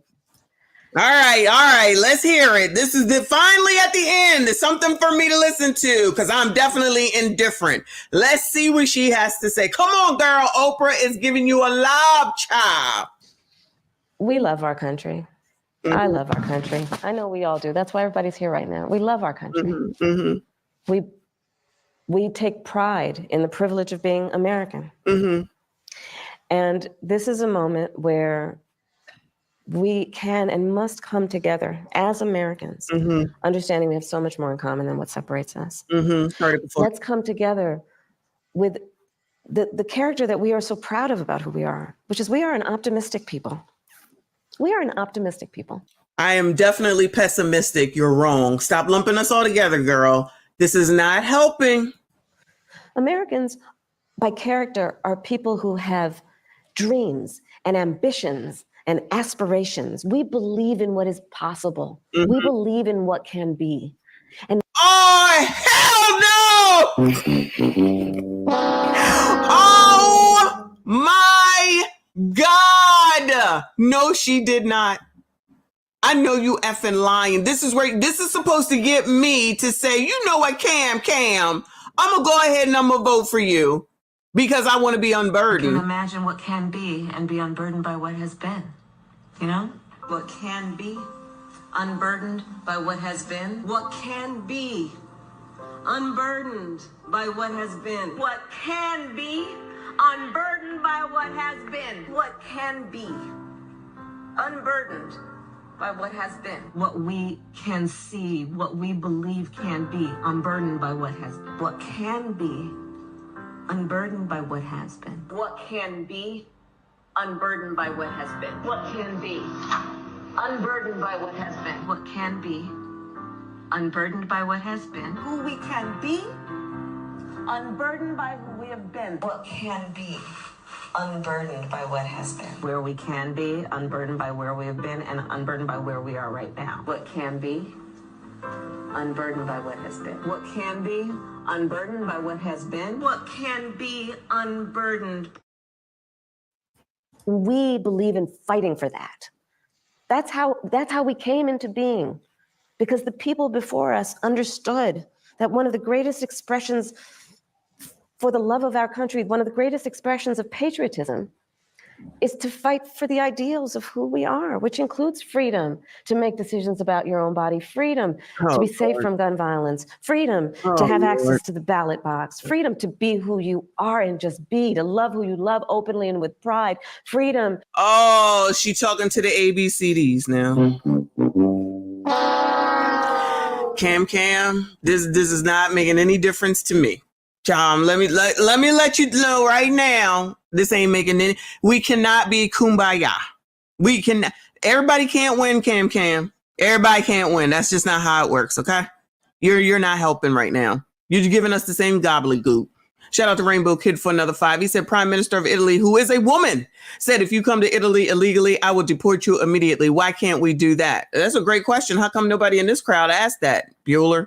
Nobody in this crowd or any other crowd that is a controlled crowd has asked her anything like that. It's the same old bullshit with the same old stories. You just got Oprah's whatever you want to reach to help her out with this stupid ass waste of time that we did today. But shout out to y'all for being here. I appreciate you. Shout out to Sank Fan. Appreciate you, honey. He said, I'm just waiting for her to drop the unburdened by what has been. She basically did. We're all Americans. We're all optimistic. Ma'am, I'm not. Shout out to TQS. Thank you, honey. He said, that can be train is never late. I can't take it. It's almost done, child. Lord. To just be. And that's who we are. We believe in all that. That's who we are. This is a moment where we stand knowing what we are fighting for. We're not fighting against. It's what we're fighting for. Here that hand go. Thank you. I'm burdened by what has been to get back to who we can be. That's basically what she just said. That convinces me of nothing. That makes me change my mind about absolutely nothing. This woman is just full of regurgitated, saying the same shit over and over and over again, only is in a controlled area to allegedly talk to the people. She ain't talking to near bit of Americans. She will not go to the opposition at all. Imagine thinking that you're going to unite the United States and say we all come together, and you don't even go speak to the people who don't agree with you. And y'all are sitting, not y'all, but people are sitting up here falling for this shit because she's a woman and she allegedly black today. And then she's whatever. And then she got the white husband. And then Oprah said it's okay. Meryl said it's okay. Tracy Ellis Ross said it's okay. Everybody said it's okay. But Janet Jackson got something to say. Now y'all want to cancel her. You're not allowed to. Shout out to everybody who's here, but you colors, you're not allowed to go against what the culture says. And they say that you're supposed to support Cam because she black. All right. And Eric Dyson said it too. All right. So I'm here to let y'all know that it is 1 damn o'clock. We made it. I appreciate you. Thank you all. Shout out to Dr. G for the 400.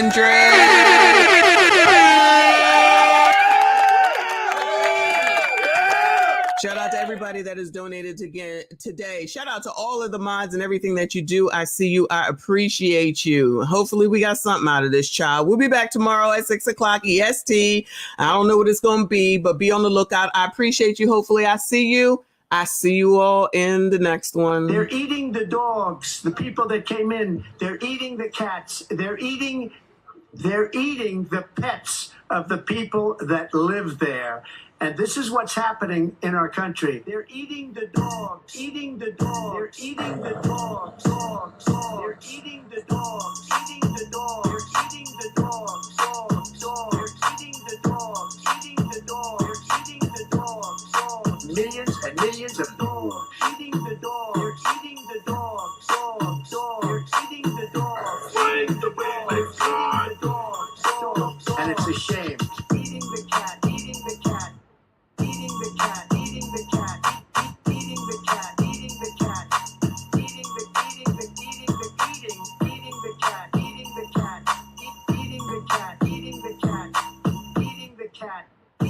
cat. They're eating the dog. Eating the dog. They're eating the dog. Dog. They're eating the dog. Eating the dog. They're eating the dog. Millions and millions of dogs. Eating the dog. They're eating the dog. They're eating the dog. Eating the dog. They're eating the dog. And it's a shame. Eating the cat. Eating the cat. Eating the cat. Eating the cat. Eating the cat. Eating the cat. Eating the cat. Eating the cat.